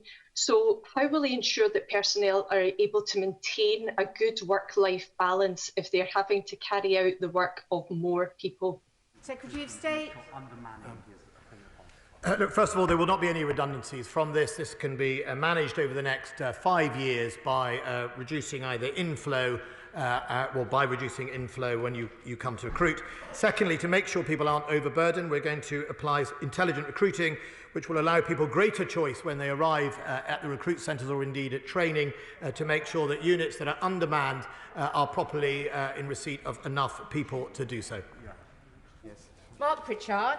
Can I welcome this thoughtful Defence Command paper, and in particular the new investment in space, in cyber, autonomous vehicles, defence intelligence and defence science. But isn't it the case there is still a need for metal on the ground? And can I welcome the new investment in the Voxer vehicle programme and the Challenger 3 programme, very welcome throughout the West Midlands. But can the Secretary of State tell the House what that will mean for Shropshire in particular? And finally, Madam Deputy Speaker, can I put an early bid in for the new Special Operations Brigade to come and reside in Shropshire, near to Hereford SAS, near to the Welsh Training Mountains? Thank you.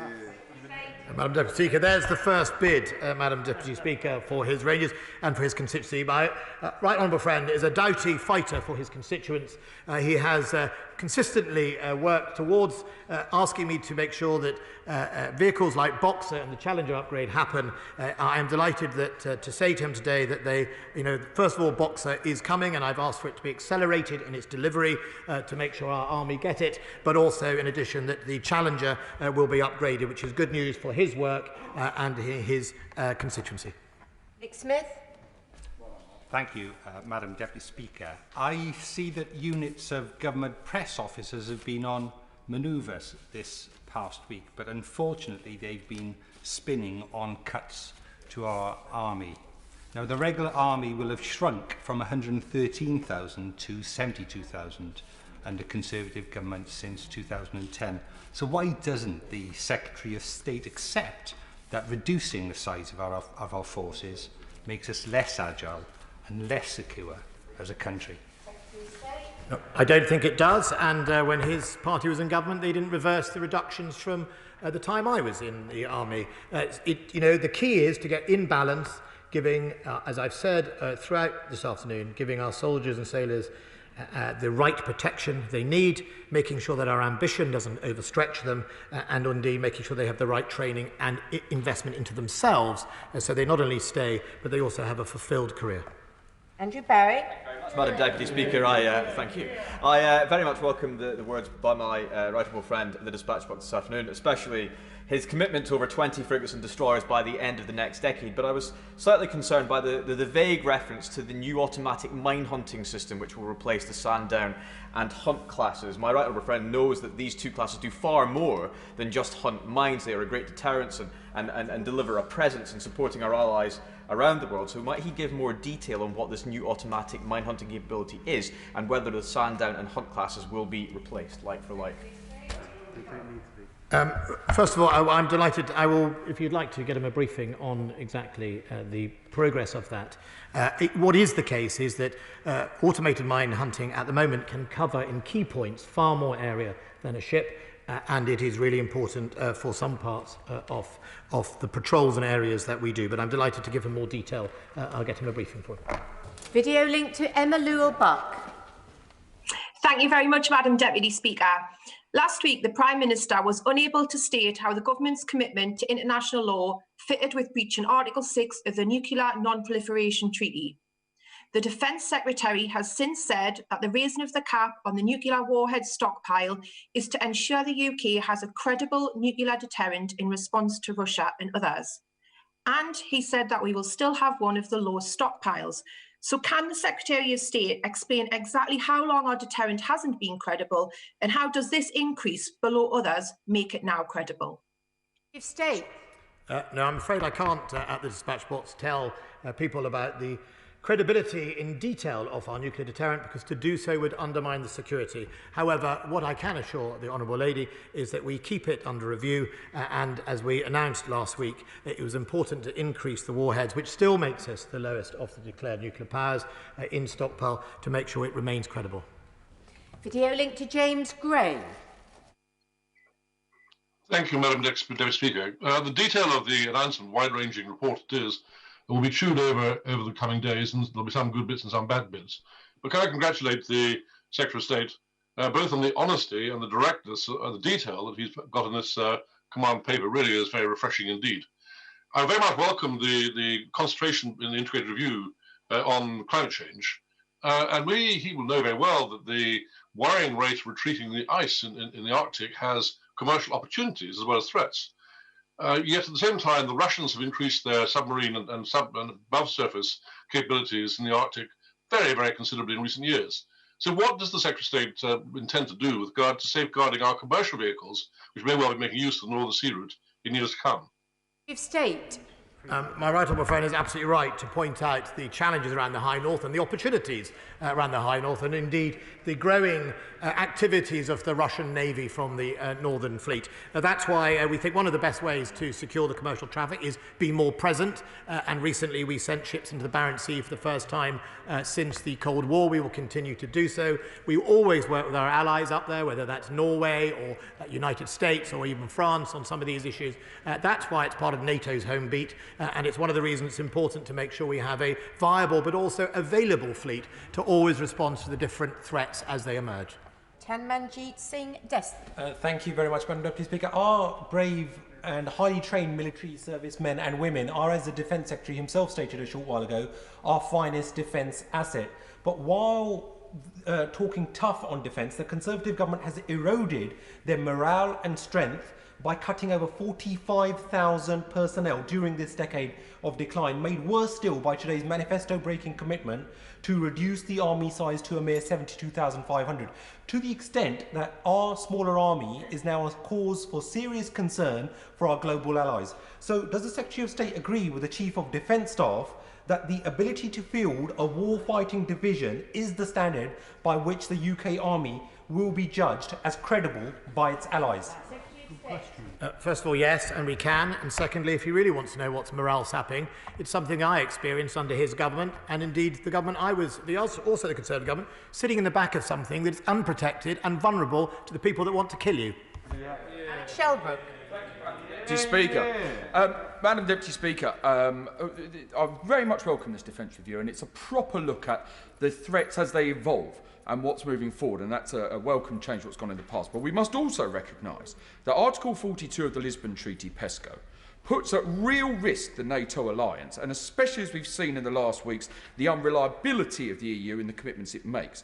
So can I ask my right honourable friend, in terms of our naval presence, which is going to be so important in our trade routes and protection of our data cables, does he have the capability after this review to react quickly and upgrade our naval capability if, sadly, allies who we think we can rely on, we can't? Well, first of all, my honourable friend makes an important point. NATO, first and foremost, is the guarantor of European security. No other organisation is, and we don't forget that. We, of course, sit round at NATO defence ministers and foreign ministers and discuss with all of those partners. There is a proper process of verifying and holding to account our commitments, and that is why the National Readiness Initiative, the NRI, that predominantly the United States kicks off a few years ago, was all about making sure we were ready and able. It is a constant process of being validated and making sure you can deliver what you are supposed to do. And NATO publishes its annual reports and does indeed hold us to account. We're confident we can do that. But also, as the second biggest spender in NATO and with a large group of forces, despite the narrative that have been put out from opposite, we are capable of doing concurrent operations and other types of operations if needed. Video link, Matt Weston. Thank you, Madam Deputy Speaker. According to Admiral Mike Mullen, the ex-chairman of the US Joint Chiefs of Staff, 70,000 odd armed forces is about the same size as the entire US Special Forces. And to quote him, he said, the UK forces will be getting pretty small. Now, I know, Madam Deputy Speaker, that our forces are very special, but given the absence of the Right Honourable Member for Beckenham, perhaps his absence is explained by these announcements. But his learnings, surely, and I'm sure that of the Secretary of State, were that we need boots on the ground if we are ever to win the peace. They were surely the lessons of Sierra Leone, Bosnia, Iraq, and Afghanistan. How on earth are we going to achieve that in future? Secretary of State. The lessons of Sierra Leone and other places is actually, if you engage in conflict prevention early enough and you build out capacity of a country to resist insurgencies and subversion, you actually avoid having a war in conflict in the first place. And the lessons of Iraq is, yes, you can put lots of troops on the ground, but once you've defeated the Iraqi army, if you then don't have an alternative to start building that state again, you have people sitting around in tanks and armoured vehicles after the conflict where they are absolutely attacked on a daily basis, and they're the wrong people in the wrong place. I think that's why I heard what the United States senior and respected General Admiral said today. He also said if General Sir Nick Carter, the Chief of Defence Staff, who he knows well, is in support of this, then so is he. Last question, Stuart Anderson. Thank you, Madam Deputy Speaker. I do welcome the announcements of today, especially the formation of the Ranger Regiment. Now, I see the Secretary of State has set himself up for a win by recruiting these from 4 rifles, which came from the legendary 2nd Battalion, the Royal Green Jackets, my own regiment. When does the Secretary of State think that they'll be fully formed and operational for deployment? Secretary of State. Well, first of all, I think we've got a volunteer here, Madam Deputy Speaker, and if he's ready to deploy, I've got somewhere I could send him next week.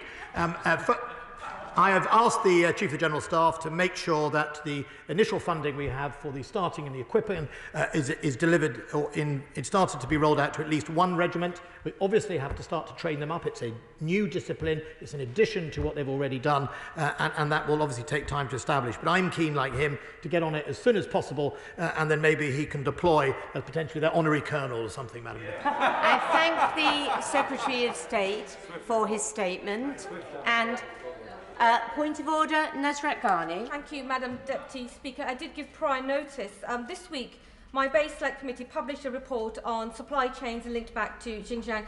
And Madam Deputy Speaker, I would like to raise a point of order to gauge your advice and judgment on the situation I now find myself in when officials from the Chinese embassy in London are accusing members of Parliament, the committee, and I therefore believe the House of lies. I've been bombarded with tweets claiming that some politicians choose to believe the lies made up by a few. They choose to dance with anti-China elements in their clumsy dramas. Such things such as frivolous and preposterous farces aimed to discredit and smear China will only end up undercutting their own reputation as a laughing stock, and goes on about consciousness and facing the reckoning of justice. Madam Deputy Speaker, I need you to provide me with some guidance if this goes against the grain of allowing MPs to conduct their work without fear, and whether accusing a select committee report of being full of lies is also contempt of Parliament. Colleagues have noted to me that the language used publicly that I've been subjected to could be considered as threatening, but I seek your guidance. I hope that you agree with me. We should not allow foreign interference to challenge the House or a select committee or any MP for doing what they've been elected to do. Well, I thank the Honourable Lady for giving notice that she wished to raise this point of order. It is clearly unacceptable that members of committees of this House should feel in any way threatened as a result of the views they express, and any kind of intimidatory behaviour directed at members of a committee is wrong, and this House should take it very seriously. In this case, I note that the official concerned has stated that he is not seeking to be threatening. However, if the Honourable Lady feels that the issue is not resolved, I would encourage her to pursue the issue with the House authorities. Thank you. Point of order, Ian Paisley.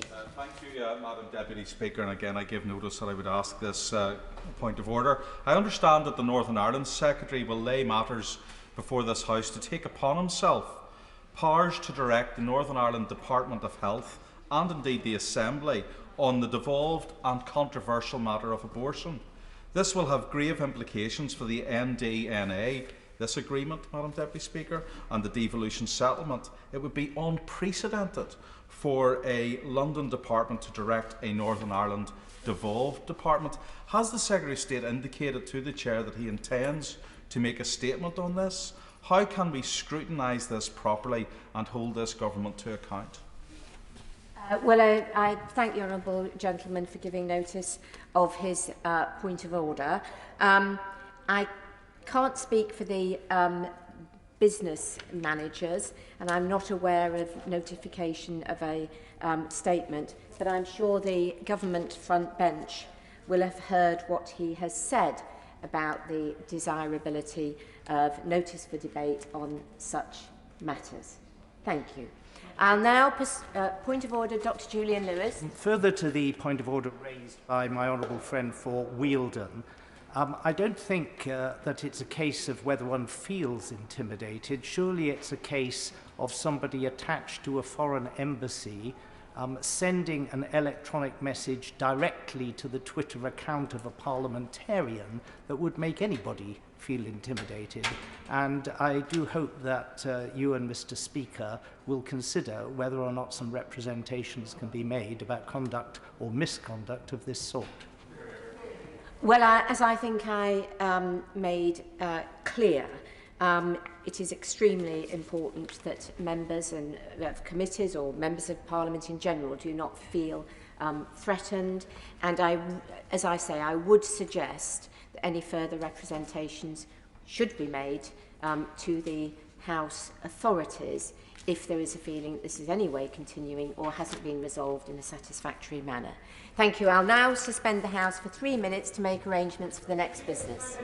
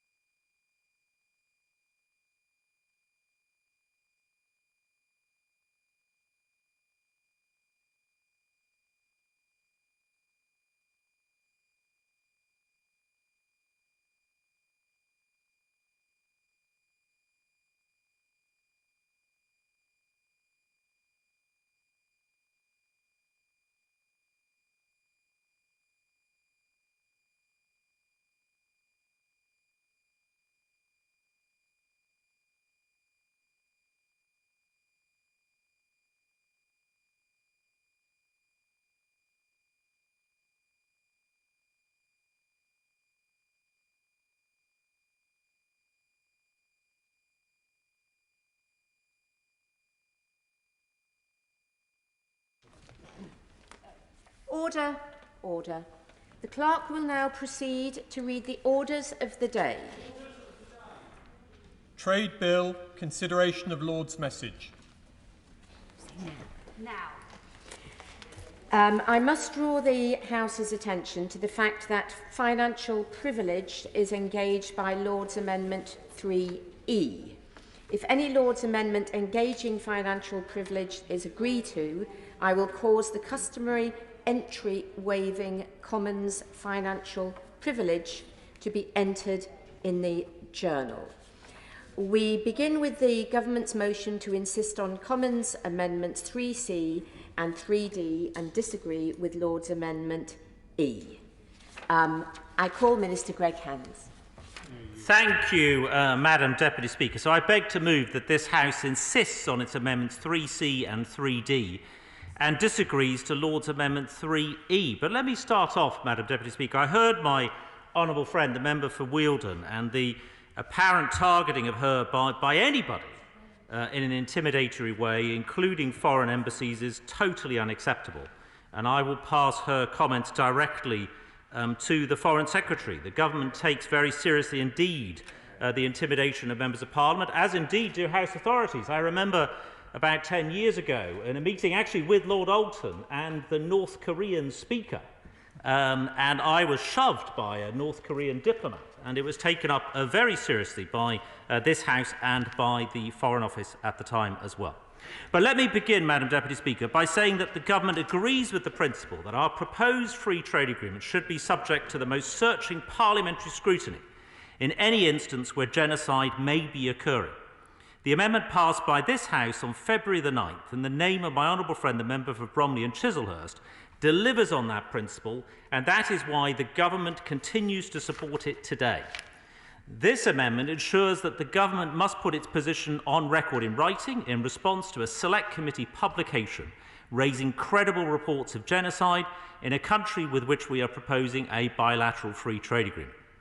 Where the committee is not content with the response, it can insist on a parliamentary debate, and the Government will be obliged to make time for this. The amendment also affords the responsible Commons Select Committee the responsibility to draft the motion for debate. And that is a very powerful ability, Madam Deputy Speaker, for Parliament to stop any free trade agreement negotiations. This is a substantial concession, affording Parliament significant control over the process, and it has the Government's full support. On timing and effectiveness, to be very clear, the Government expects that its production of a report and the scheduling of any subsequent debate would be undertaken swiftly and within agreed timescales. I will note that in the amendment passed by the Lords, tabled by Lord Alton, peers have removed the role that they had previously proposed for the High Court. Honourable members will recall that it is the Government's long-standing position that the determination of genocide is a matter for a competent court. As I've previously made clear, competent courts include relevant international courts and domestic criminal courts. Let me be clear on this point. We are not changing settled government policy here.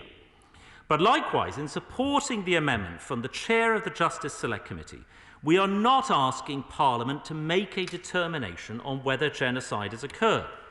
We are instead supporting a process that guarantees scrutiny and debate where Parliament has established for itself that credible reports of genocide exist. This is not the same as a judicial finding, nor is it intended to be. It is both a lower bar and swifter to establish credible reports than it is to prove genocide itself. And this leads to a debate on a substantive motion. Madam Deputy Speaker, I believe this is the right way forward. This brings me to the latest amendment passed by a former Liberal MP, Lord Alton, in the other place, which seeks to give a quasi-judicial role to an ad hoc parliamentary judicial committee to make preliminary determinations of genocide.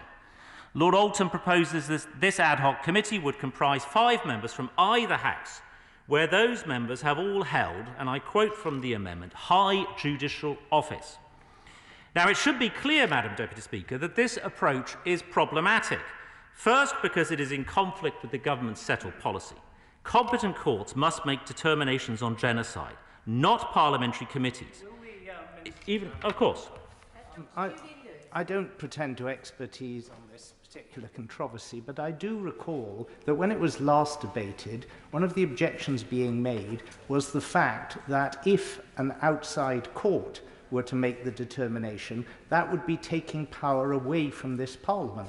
Now the government seems to be objecting to parliamentarians making this determination, even though they are highly qualified by dint of being former judges. That seems to me a little bit cake and eat it situation. Thank you, and I thank my right honourable friend for that intervention, because there is clearly areas of possible confusion in this space. So let me be absolutely clear. The objection from the government was the High Court determining that there be a debate in Parliament. That is the crucial difference between the previous Alton Amendment and our objections to this one. It isn't about where genocide is determined. It is about whether the court dictates the proceedings of Parliament. So Lord Alton proposes that the High Judicial Office. It should be clear that this approach is problematic. First, because it is in conflict with the government's settled policy. As I've said, giving such a power to an ad hoc parliamentary judicial committee would represent a fundamental constitutional reform. It would blur the distinction between courts and Parliament and upset the separation of powers, and so the government cannot support it. Honourable members should also note that... yes, I will. Yeah. I'm very grateful for my honourable friend and for his comments earlier on. I'm slightly anxious that my right honourable friend may be misrepresenting a situation at the dispatch box. Unintentionally. Unintentionally. Forgive me. The quasi-judicial has a meaning in law. What the Alton Amendment proposes is that members of the House of Lords who were previously judges are able to review any decision that the House of Commons Select Committee makes. It is not a court. It is just a select committee in the House of Lords. What has my minister got to fear? Well, I thank my honourable friend for that intervention. But it is clear, Madam Deputy Speaker, that the definition in the amendment of those who have held high judicial office will, in the view of the government, inevitably confer quasi-judicial status on that committee. By definition, it is 5 members who've held high judicial office. It would be very difficult not to have the impression that that is operating in a quasi-judicial manner. I'm going to make a little bit more progress. It's very limited time. I'm going to make a bit more progress. So let me deal with this matter of engaging financial privilege. When an amendment is designated as engaging Commons financial privilege, the government is procedurally required to provide this as the reason if disagreeing to the motion, although our reasons for disagreeing are much broader, as I've just set out. Financial privilege is sufficient reason in itself to deem the amendment disagreed to. The designation of Lords' amendments as engaging financial privilege is an impartial process determined by the Speaker on the advice of House authorities. We have listened closely to debates, Madam Deputy Speaker, in both this House and the other place, and we take very seriously the issue of genocide and the passions it has rightly stirred on all sides. Consequently, Madam Deputy Speaker, I can announce from this dispatch box today that the government is willing to work with Parliament and relevant select committee chairs should they choose to establish new joint committees or subcommittees, or to engage the expertise of former members of the judiciary in considering reports of genocide in the context of our proposed free trade agreements. For example, the membership of a new joint committee could be made up of members of both select committees. The relevant Lords Committee would have crossbench membership, and it would be possible for the convener to ensure that at least one of these members were an ex-judge. This is the established process that is followed for other committees, which have been chaired by ex-law lords. In addition, with the agreement of the usual channels, it would be possible for additional members with relevant expertise to be appointed to the Joint Committee, as is the case with the Lords Subcommittee on the Northern Ireland Protocol. The Joint Committee would also be able to take evidence from other former members of the judiciary if desired. I'm going to make more progress. In any case, it is not necessary to set this out in legislation. And in fact, I would be surprised if honourable members voted today to bind themselves in this way, setting out the procedures of a parliamentary subcommittee in legislation. Parliament is free to amend its standing orders to set up committees and subcommittees as it chooses. and to take evidence from those with legal expertise if it deems this to be necessary. Legislating for these matters would only serve to remove flexibility from both Parliament and Government should the issue of genocide, as it pertains to trade, arise in future. A more nimble and flexible approach may be necessary depending on the context. The precise details remain to be worked out by Parliament quite properly, Madam Deputy Speaker, but I hope it will be clear from what I have said today that the Government is supportive of working with honourable members on this issue and is committed to doing so in line with the process previously agreed to by this House on the 9th of February. But we regret, Madam Deputy Speaker, there's a very limited time in this debate. We cannot support the creation of a parliamentary judicial committee as envisaged in Lord Alton's amendment, as it blurs the distinction between legislative and judicial and runs contrary to government policy, that it is for competent courts to make determinations of genocide. And finally, Madam Deputy Speaker, I'd like to highlight the statement made by my right honourable friend, the Foreign Secretary, made on sanctions that the Government will be undertaking earlier today. I hope that this is another illustration of the Government's commitment in this very important area, taking tough action on China in Xinjiang with Magnitsky sanctions taken in conjunction with our international allies. In light of what I've said today, I hope that honourable members will support Amendments 3C and 3D. First of all, to inform the House that the Speaker has selected the amendment in the name of Nusrat Ghani. The question is that this House insists on Commons Amendments 3C and 3D and disagrees with the Lords in their Amendment E. Before I call the Shadow Secretary of State, just to inform the House as well that there will be a 3-minute limit on speeches for backbenchers. There is the countdown clock for those in the chamber, and for those participating virtually, it will be on the screens. Shadow Secretary of State Emily Thornberry. Thank you very much, Madam Deputy Speaker. By my calculations, it's been 3 years, 2 months and 2 weeks since this House first debated the Government's proposed trade bill. So if today's debate proves to be the final one in a long, drawn-out bill, then it does seem an appropriate time to thank all members of both houses, all the parliamentary clerks and all the officials in the Department for International Trade who have contributed to its passage.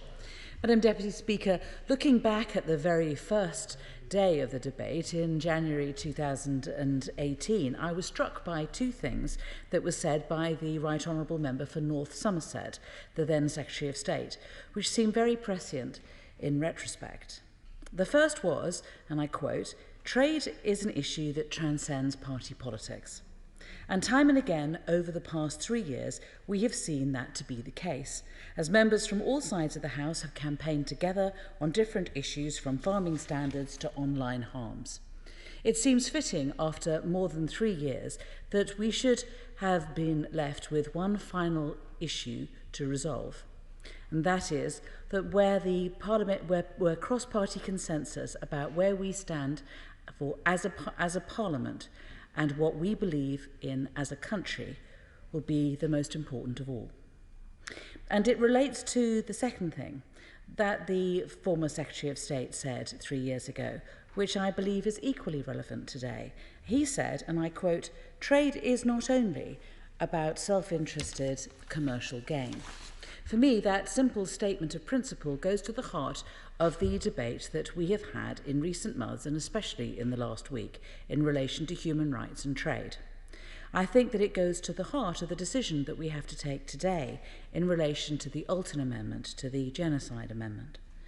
And I know that there are some people, Madam Deputy Speaker, who believe that the choices that we make as a country on who to sign trade deals with should be entirely dictated by our commercial interests, and that considerations about human rights should be dealt with entirely separately. But there is another point of view, Madam Deputy Speaker, which I believe is shared by the majority of people in this country and by the majority of MPs in this House, which is simply this: that there is a line that needs to be drawn, that there are certain countries whose crimes are so great that they cannot simply be ignored, on the basis of commercial self-interest, and that Britain as a country must be willing to say no to trade deals with countries that cross that line. The Alton Amendment, as advanced today by the member for Wealdon, seeks to draw that line by giving Parliament the power to debate whether Britain should sign any form of bilateral trade or investment deal with a government held responsible for genocide by our country's most experienced judges. And whether members in this House decide to support that amendment today should have nothing to do with what party they represent. It should have nothing to do with the long overdue sanctions against Chinese officials announced by the Foreign Secretary earlier today. And with all due respect to the Minister of State, it should have nothing to do with the points of constitutional precedence that he made in his opening speech. Whether we support the Alton Amendment should only come down to the fundamental question, which is one that we need to all ask ourselves. Should Britain be willing to sign trade agreements with governments who are committing genocide? Should Britain be willing to sign trade deals with governments which are engaging in torture, mass detention, slave labour, organ harvesting, and non-judicial executions, not on an isolated basis but on an industrial scale, against the Uyghur population in Xinjiang? Should Britain be willing to sign trade deals with a government which is separating hundreds of thousands of children from their parents and re-educating them in different languages, religion and history in an attempt to wipe the Uyghur culture off the Chinese map? And should Britain be willing to sign trade deals with a government that is carrying out the systematic sexual abuse, rape and sterilisation of hundreds of thousands of women in Xinjiang in an attempt to guarantee that this current generation of Uyghur children is the last?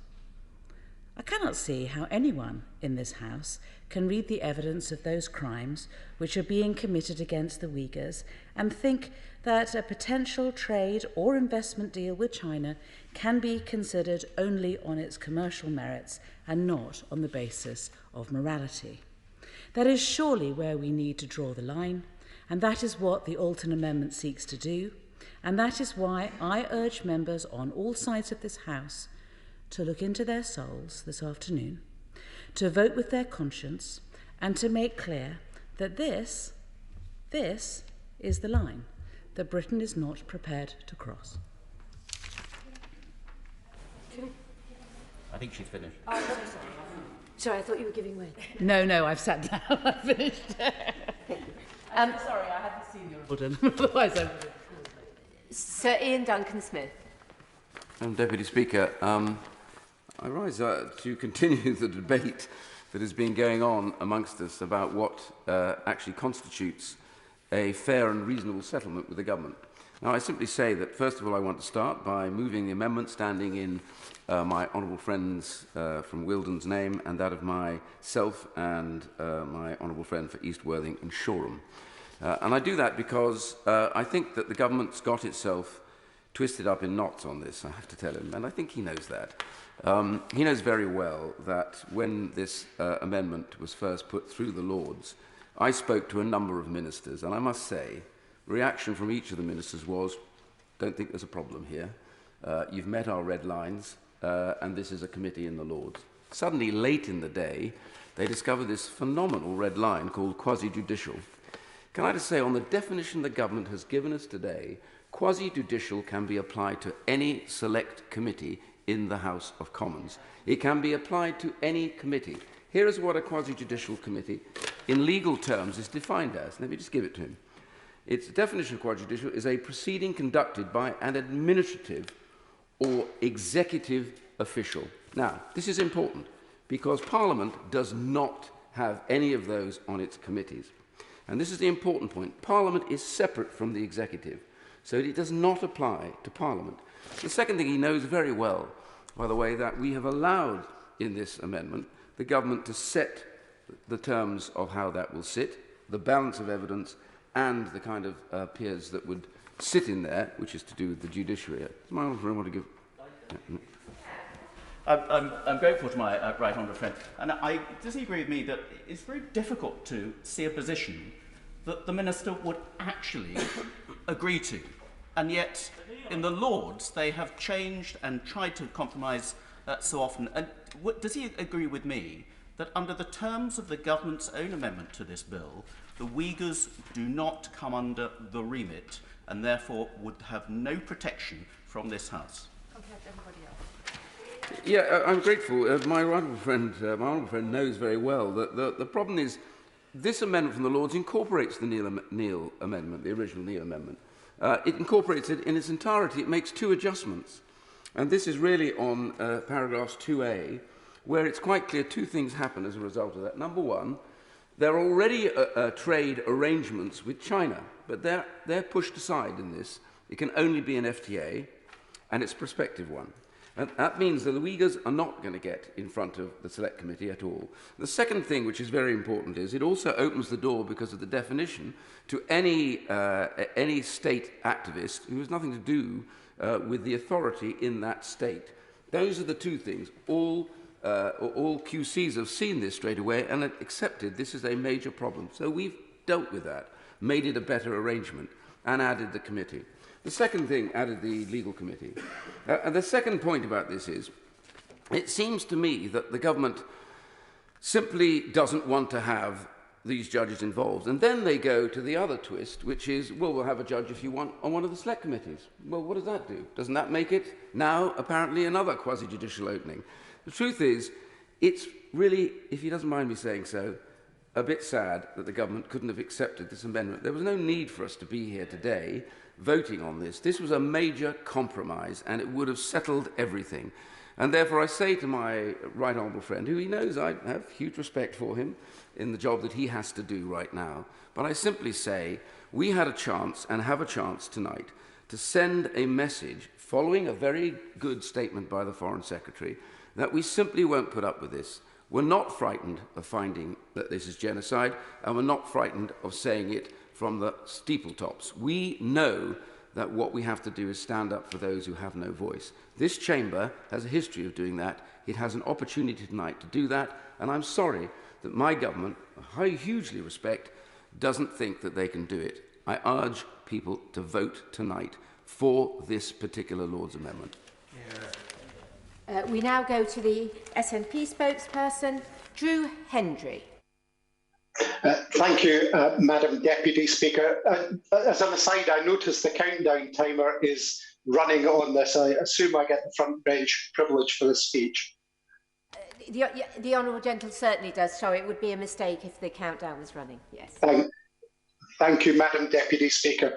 Madam Deputy Speaker, the original intent of the Lord's Amendment on genocide for this bill was to bind the government. It was to bind the government to ensure that its trade policy was not actively engaging in propping up the economy of a country that was committing genocide. This is something that these benches regarded as being reflective of the bare minimum standards of what should be our commitments to human rights and to global citizenship. Madam Deputy Speaker, I say bare minimum because there should be much more power given to that commitment than was contained even in that amendment. What we should see is an approach along the lines of a comprehensive cross-departmental strategy aimed at preventing atrocities and binding both the behaviour and intent of government action to such commitments. The original amendment from Lord Alton was in itself a bit hingham-tringham. However, despite the fact that it still wasn't nearly strong enough, we supported it, as it was at least a step in the right direction. Madam Deputy Speaker, make no mistake, as we stand here today in this debate on the text of the bill before us, we are now very far away from even that place. Any idea that we're actively debating accountability to human rights, even on the terms originally intended, is blown apart by the very government texts this House is now considering. The government has maintained that it does not need the law to reflect its commitments to human rights, that they wouldn't do anything to compromise it. Further, that its so-called compromise amendment facilitates a new level of commitment. But Madam Deputy Speaker, as soon as one minister pours honey in the public's ears, another drops the mask and lets slip the poisonous truth that condemns those warm words as cousinage. It is clear from the remarks of the Foreign Secretary, who is also the de facto Deputy Prime Minister, that there is absolutely no substance to the government's rhetoric on being champions for human rights at every turn, but that shamefully it is willing to actively pursue an unethical trade policy. If there was ever any doubt about the hollowness to the maxim of global Britain, it's rung out loud and clear in the Foreign Secretary's words. The amendment backed by the government is, of course, completely inadequate in checking its actions. It binds them to naught, and it is crystal clear that the government, in reality, would rather not be subject to any moral position or restriction on its trade policy. In this bill, the government could have committed to maintaining current consumer and labour standards. It turned this chance down, and the public should ask the question, why? Well, the answer is because they're all too willing and ready to sacrifice them to get a deal, any deal. Anyone naive enough to think this isn't the case should look at what is happening with the NHS and human rights. The government could have taken the opportunity to ensure the protection of all aspects of the NHS from private foreign procurement, but it turned the chance down. Why? Well, Madam Deputy Speaker, as a sign of the times, it's been busy allowing the sale of NHS GP practices to US companies, with Centene Corp, the US health insurance giant, quietly assuming control of the care of 500,000 patients in recent weeks. Donald Trump mercifully may be gone, but few will forget a rare moment of honesty with him confirming that the NHS is on the table in a US-UK trade deal. And we all know it very much still is. His Tory cohorts are still here, and they have earned zero trust over their deeds and actions. Now we see the government looking to shirk its commitments on matching its trade policy to our values in protecting human rights. Why? Again, because of the words of the Foreign Secretary, we know exactly why. The cat is not only out of the bag, it is running feral to alert the world to the fact that to the UK, human rights abuses won't matter. This government will forgive almost anything in its haste to get a deal. Any deal. It turned down the chance to do the right thing. Behind the scenes, we can hear loudly and clearly that this does not matter to the government. Publicly, we can see the government retreating on its legally binding manifesto commitment to international aid spending. This amendment does not do justice to the intentions of the members across all parties that have sought to meet this commitment head-on.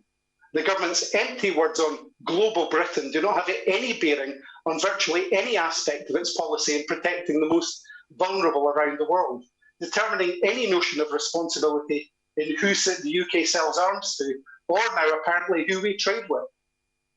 If this weren't so serious, it would be laughable that this government is trying to rest on laurels that simply don't exist.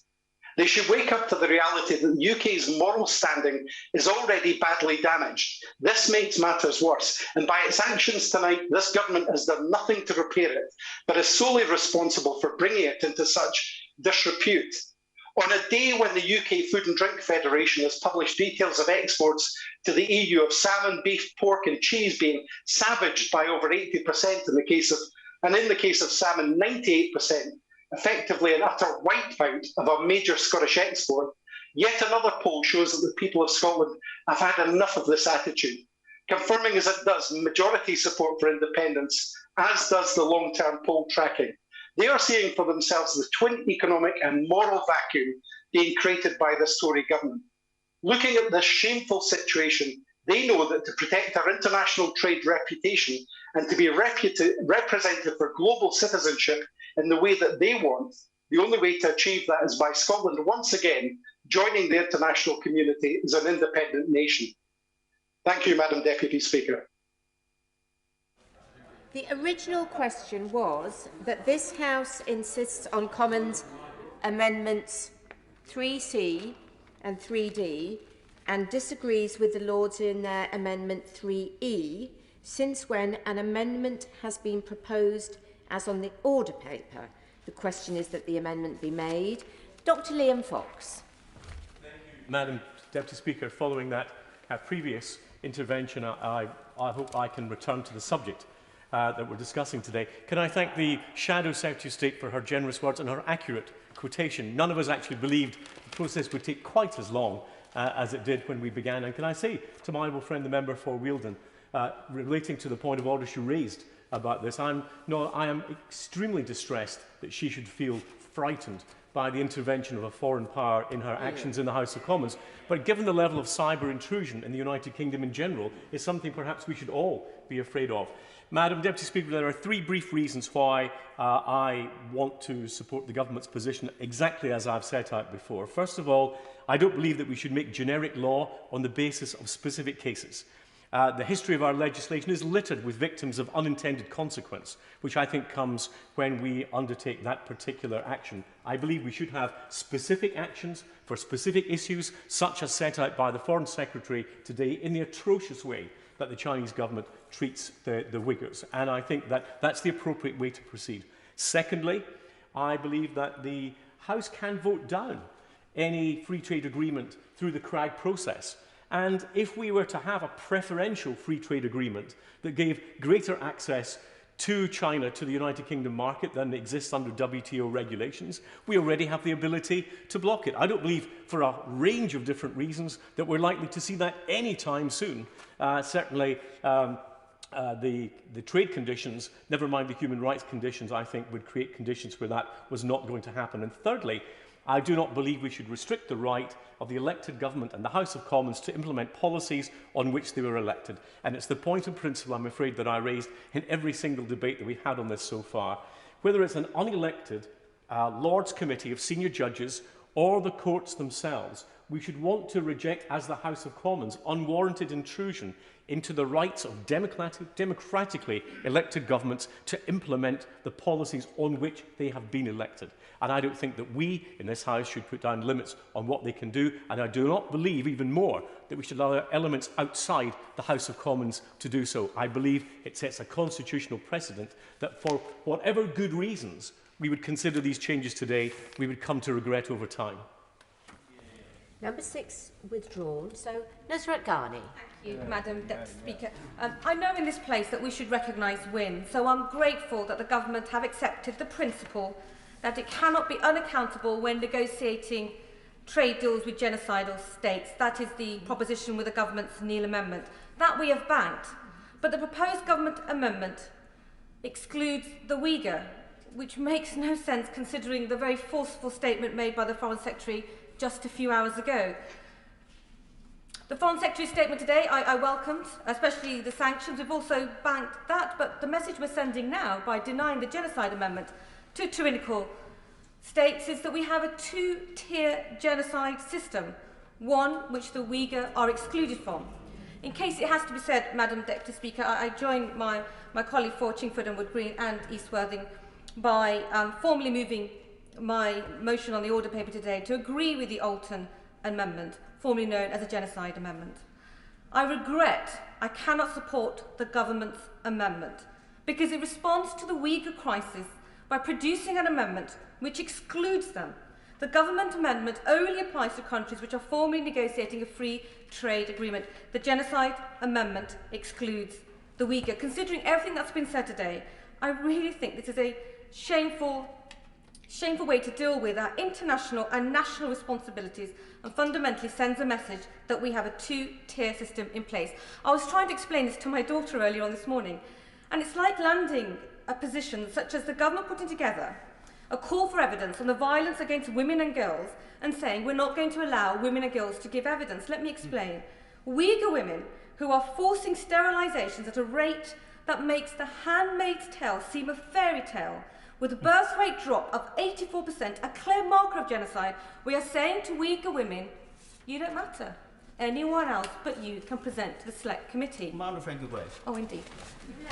I'm grateful to my honourable friend because not only does the government's version of legislation not cater for the Uyghurs at all, but this afternoon's announcement, welcome though it was as an extra step, doesn't include Chen Guangzhou, who, as she knows, is the chief of the Communist Party in Xinjiang, who is the author and architect of some of these genocidal activities going on and needs to be held to account. I thank my honourable friend for that intervention, which is why I think it's so important we back the genocide amendment. We give teeth to all the statements made in the House. I know that the President of the World Uyghur Congress has written to many members and said, we do not understand why the UK government would treat us like this, he means the Uyghur, bringing forward a proposal which excludes us in response to a campaign which is all about the suffering of our people. I am grateful for how far the government has moved, but we moved too. I just wanted to ensure the Uyghur people were treated equally to everybody else facing a similar sort of plight. Today we have a historical vote on a simple question.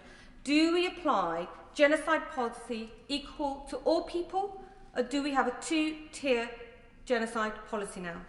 The Board of Deputies recently wrote, "We are always hesitant, extremely hesitant, to consider the comparisons with the Holocaust and notice similarities of what's happening in China to Nazi Germany. By backing the genocide amendments, we can act when we say never again, by allowing the Uyghur to be included, not excluded, from the government motion." I hope colleagues will join me in the I lobby with the genocide amendment, which really just gives further teeth to the government's earlier sanctions and tidies up a little flaw in the government's amendment which excludes the Uyghur. We cannot have a two-tier genocide process. We move so forward, let's not fall at the last hurdle. And we must and we can be on the right side of history by voting for the genocide amendment. Yeah. We now go to Shabana Mahmood. Thank you very much, Madam Deputy Speaker. I support the motion tabled by the member for Wealden and very much appreciate the opportunity this evening for what is essentially a straight vote on the Alton Amendment, which is particularly welcome in light of the procedural shenanigans that prevented this last time. I want to call out the rank hypocrisy of the government in its approach to the whole issue of determining whether a genocide is taking place. They have always ducked the question as to whether the Chinese regime is committing genocide against the Uyghur people in Xinjiang by saying that the determination of genocide is a judicial decision and not a political one. It is something that requires legal determination. The Prime Minister said this when he was the Foreign Secretary, answering Foreign Office questions in November 2017, when he said, and I quote, "Genocide is a strict legal term and we hesitate to deploy it without a proper judicial decision." In fairness, that has been the position of successive governments, but this government knows that there is no international mechanism that will enable a legal determination on genocide against the Uyghurs because China will use its veto. None of the options for competent courts under international law are viable. And now that there is a way forward in a domestic setting with the new Alton Amendment, which in itself is a significant compromise, we are no longer considering a role for the High Court, but one for former senior judges in the House of Lords to make a determination on genocide. The government now say that they are happy to leave this issue to parliamentary select committees instead. This is unconscionable, unacceptable, breathtaking hypocrisy, and the House should take a stand against it today.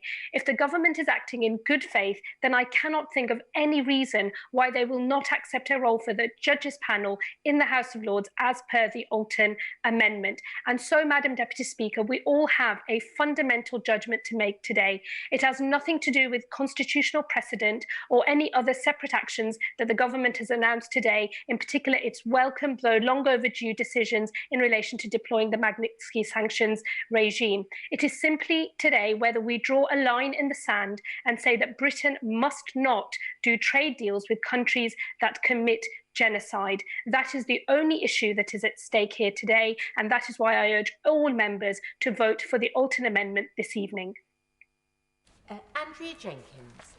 Thank you, Madam Deputy Speaker. Firstly, I'd like to start by commending the Department for Trade for their fantastic work in continuing to secure free trade agreements around the world. Last week, I hosted a webinar on exporting in partnership with the Department and my right honourable friend, the member for Wakefield. And it was inspiring to hear of the opportunities that our small and medium-sized businesses were taking in boosting skills and jobs in our local areas. With around 6.5 million UK jobs supported by UK exports, it's vital we continue to support and encourage businesses to export, which will help drive a jobs-led recovery from the COVID-19 pandemic. Madam Deputy Speaker, I believe that this bill before us updates and builds upon our existing continuity trading relationship that form part of our membership with the EU. I particularly welcome the WTO's agreement on government procurement, which will secure access for UK businesses to overseas procurement opportunities worth £1.3 trillion per year.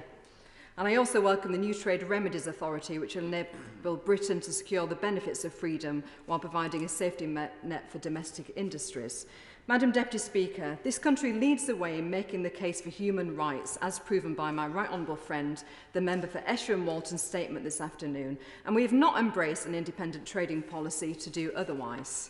So our trading policy must reflect our human rights priorities in a way that is both practical and coherent with our Constitution.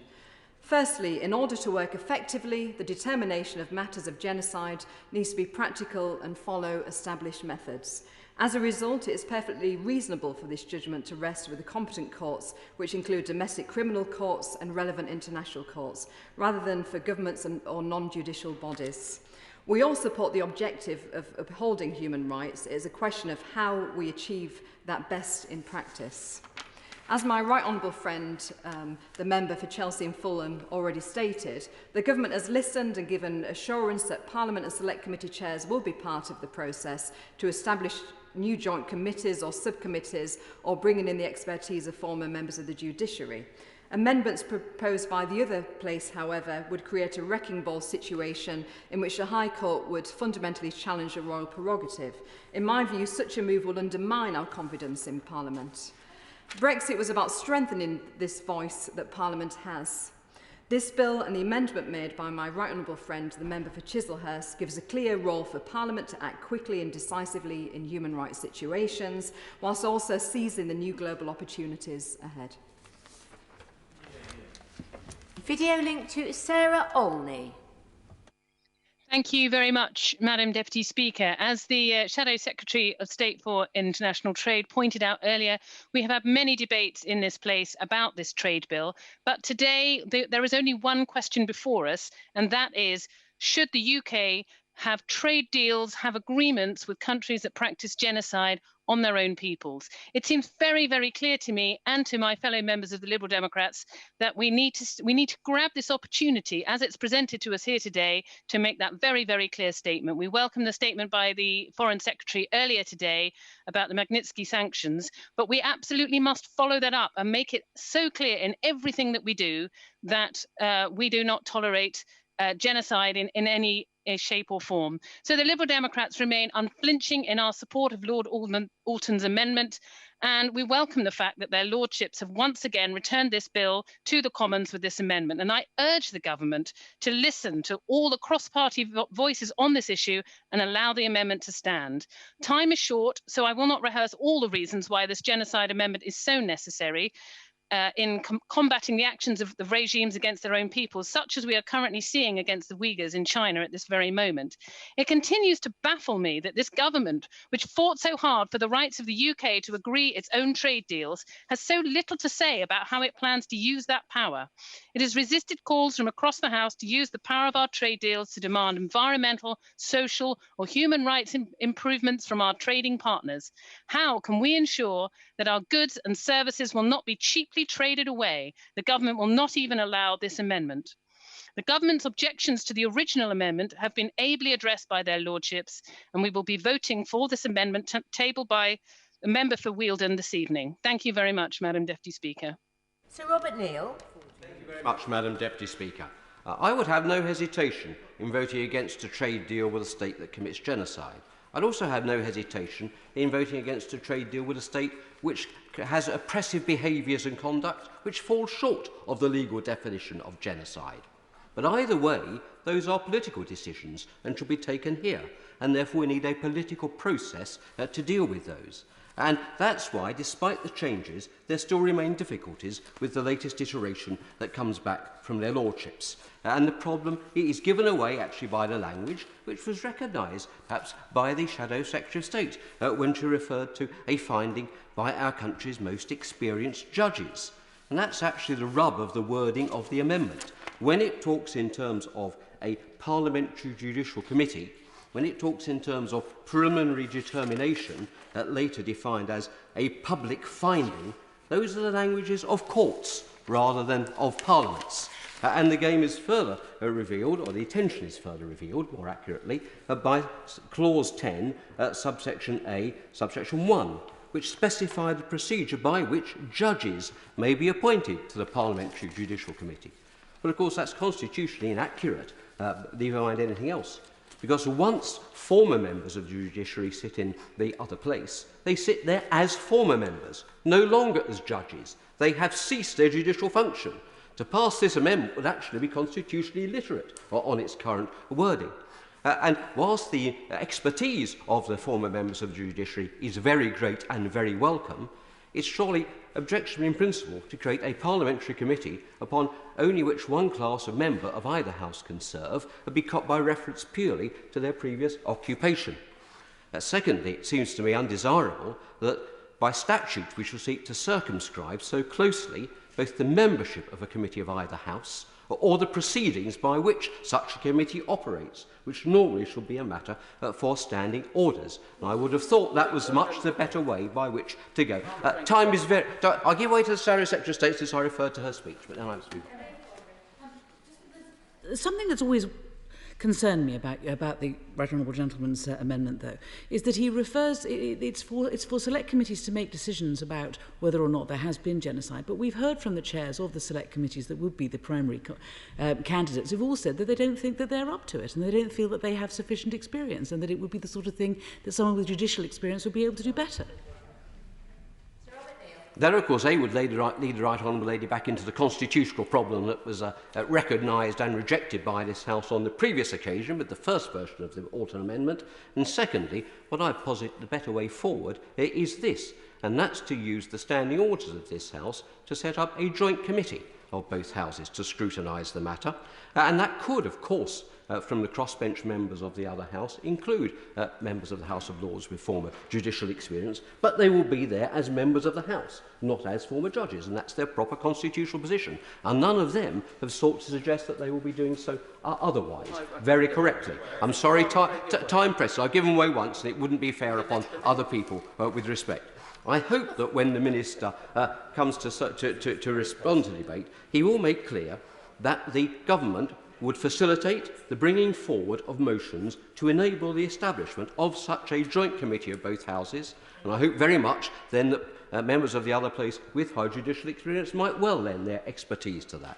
The obvious precedent is the work of the Joint Committee on Human Rights, ably chaired by the Right Honourable Lady and Member for Camberwell and Peckham. Over the years, that has established a very high reputation for its rigour of scrutiny, the quality of its decision-making and the respect in which it is held. It's inconceivable that such a committee would be ignored by any government on an issue as important and significant as potential genocide by a potential trading partner. I'd urge the government to take that as the right way forward, rather than falling into a well-intended, totally well-intended, but nonetheless undesirable constitutional trap of yet again this latest iteration of the amendment. Have you given way? Or... I thought he'd just go. I'm grateful to help him. Can I just say to him, he of course is making a speech which contradicts government position right now, because of course the government itself does not believe that what this House or a joint House would do is decide that genocide has taken place. So he, in a sense, is quite a long way towards our amendment. I fear my right honourable friend misunderstands, I'm sure inadvertently, because in fact my stance is entirely consistent with that of the government, because it would be for the select committees to refer the matter to the joint committee, and that would then take a view as to where the potentially genocide had been taken place, but then that would be a matter which informed the House ultimately as to whether or not it decided to go through with the signing off of a trade agreement. And of course, even under the Cragg process, this House has controls over that matter. So there is actually, with respect to my right honourable friend, no contradiction at all. The nonsense would actually be to have a situation where you seek to create, however well intended, a quasi-court, I won't say quasi-judicial, a quasi-court in the other place through the language of this amendment. That actually would do, I suspect, more harm than the good that is intended by it. And I hope, if the government will make clear their intentions to facilitate the setting up of a joint committee, we have a better and altogether more suitable resolution. Video link to Mari Rimmer.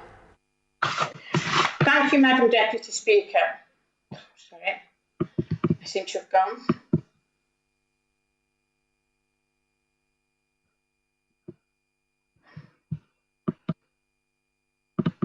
I think we can hear the Honourable Lady. She wants to continue. Thank you. Thank you, Madam Deputy Speaker. Genocide is the most horrific act of barbarity that human beings are capable of.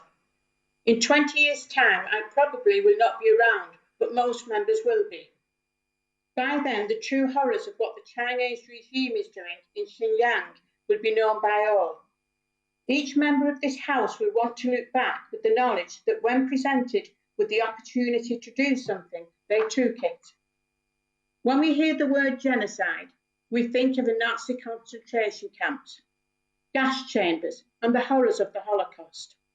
What is happening in Xinjiang is more subtle. It is genocide by stealth, forced sterilisation, the forcible transfer of children, and forced labour camps, all of a specific ethnic group. In this case, it is the Uyghurs. In this case, it is genocide. The Genocide Amendment will help us to prevent our nation being complicit with genocidal regimes. The status quo of determining genocide is not good enough. It is foolish to rely on the International Criminal Court. As a permanent member of the UN Security Council, China will veto any trial. Imagine a murder suspect vetoing their own trial. The situation is ludicrous. It's now been 75 years since the Nuremberg trials. In that time, our country has never succeeded in recognising genocide while it was happening. This is our chance to do it. In January, I joined with members across this House to remember the victims of the Holocaust and to say never again to genocide. Now is the time to take action, to put those words into practice. I appeal to all members of this House to consider your vote carefully and to vote with your conscience. In years to come, no member wants to look back with regret. Do not be party to this Parliament looking the other way. Thank you. It's withdrawn, so we go to Geraint Davis.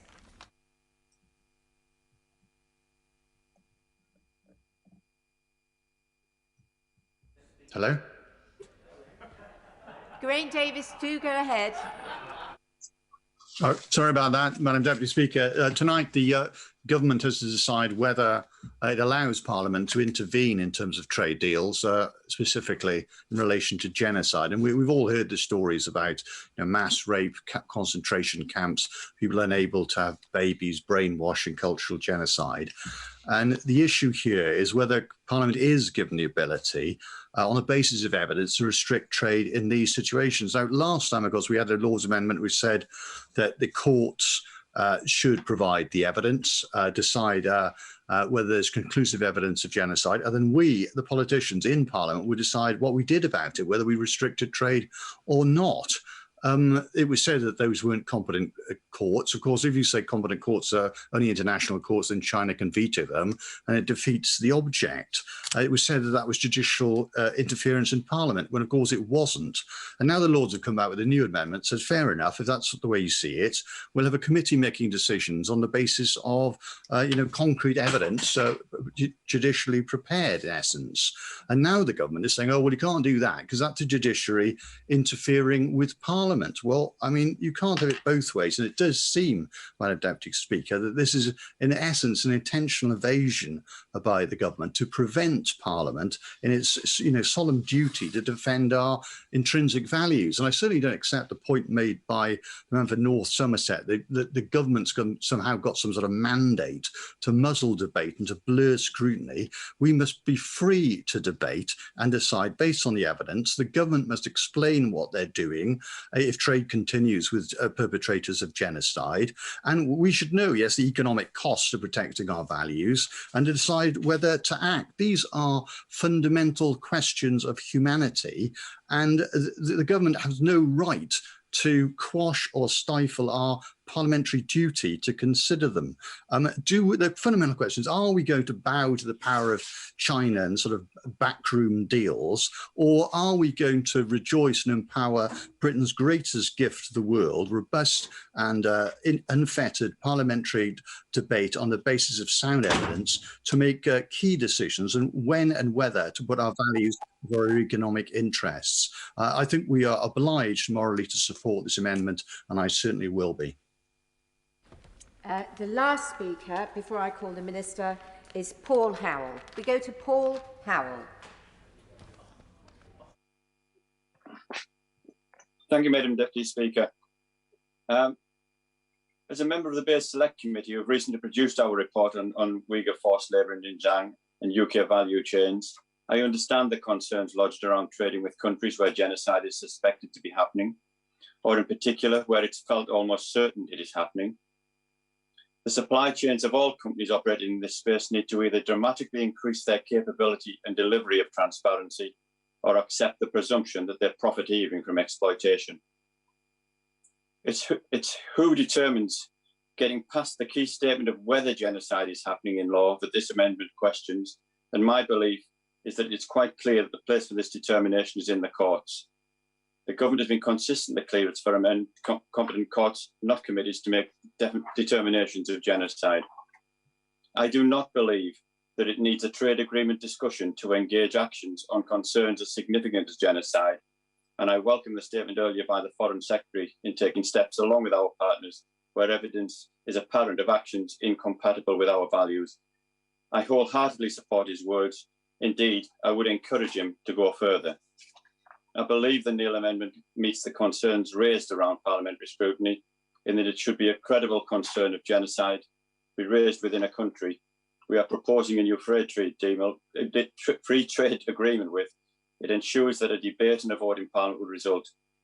Credible reports rather than determination is a lower level of proof for stimulating this intervention, and this is wholly appropriate, as the practical difficulties in proving genocidal intent mean that genocide is very difficult to prove, even when apparently obvious.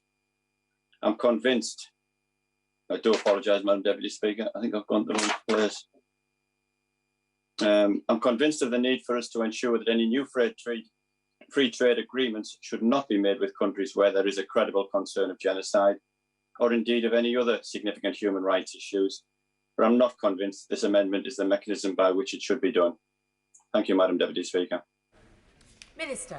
Thank you, Madam Deputy Speaker. It has been a good but short debate. As my right honourable friend, the member for North Somerset, said, the amendment from the other place will have significant unintended consequences, creating a so-called parliamentary judicial committee, destabilising the balance of powers between Parliament and judiciary, whilst not actually helping those suffering at the hands of the Chinese authorities or those elsewhere in the world. When it comes to China, the UK is leading action internationally.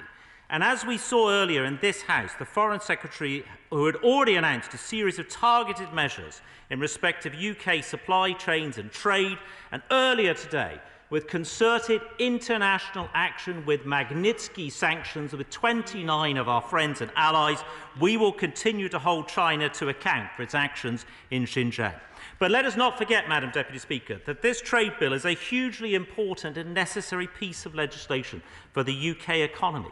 The sooner we enact this bill, the sooner importers, exporters and the general public can harness the benefit that this bill brings. But let us not forget, it is the trade bill. It is about trade, and I'm going to return to that in just a second. We heard from the shadow front bench, she spoke eloquently about human rights abuses in Xinjiang, and I agreed with every word of what she described. However, less than a year ago, Madam Deputy Speaker, she was urging, or seemingly urging us, to do a trade deal with China. From that dispatch box on the 12th of May 2020, she attacked the government for engaging in negotiations with the United States. She said she will not agree measures with the United States, quote, which would constrain the UK's ability to negotiate our own trade agreement with China. Quoted from Hansard. No, it's in Hansard. She shouldn't have said it if she didn't want to say it. So she is opposed to a trade deal with the United States in case it jeopardised a trade deal with China. We heard from my honourable friend, the member for Worthing, who asked, it's difficult to see what position the government would agree with. Well, I would say, Madam Deputy Speaker, that we agree with the amendment put forward by my honourable friend, the member for Bromley and Chislehurst. We heard from others, what does this do to help the Uyghurs? Well, this is a trade bill. It's mainly about the continuity of previous EU trade agreements and trade defences and trade data. We don't have a free trade agreement with China. We have no plans or intention to negotiate a free trade agreement with China. There is no historic free trade agreement with China. None of this is even in the range of the bill as was written. But nor is it clear to me with the Alton Amendment that there is a significant agreement in scope to cancel. This is a trade bill dealing with free trade agreements. There is no FTA with China. and that is why Xinjiang and the Uyghurs would not be in scope of the trade bill. Instead, Madam Deputy Speaker, that is why the Foreign Secretary and others are taking the tough action that we propose. We heard from the SNP, which was more about the EU, Brexit and Donald Trump than about trade, China or the Uyghurs. My right honourable friend, the member for Chingford and Wood Green, and my honourable friend, the member for Wealdon, talked passionately about the cause. But the Parliamentary Judicial Committee would be given a new power in law to make a determination of genocide. The government cannot agree with that. Instead, we agree with the approach made by my honourable friend, the member for Bromley and Chislehurst, who describes the Parliamentary Judicial Committee as being constitutionally illiterate. The government would facilitate such motions, as he asked, to allow select committees to set up a subcommittee to examine these issues if the Select Committee chose to do that, Madam Deputy Speaker. That is the most important point. I hope that honourable members can now come together to underscore our support for this approach in place of the approach proposed by the other place and pass once more the amendment in the name of the Chair of the Justice Select Committee. The question is that the amendment be made. As many as are of that opinion say aye. Aye. Of the contrary, no. No. Division, clear the lobby.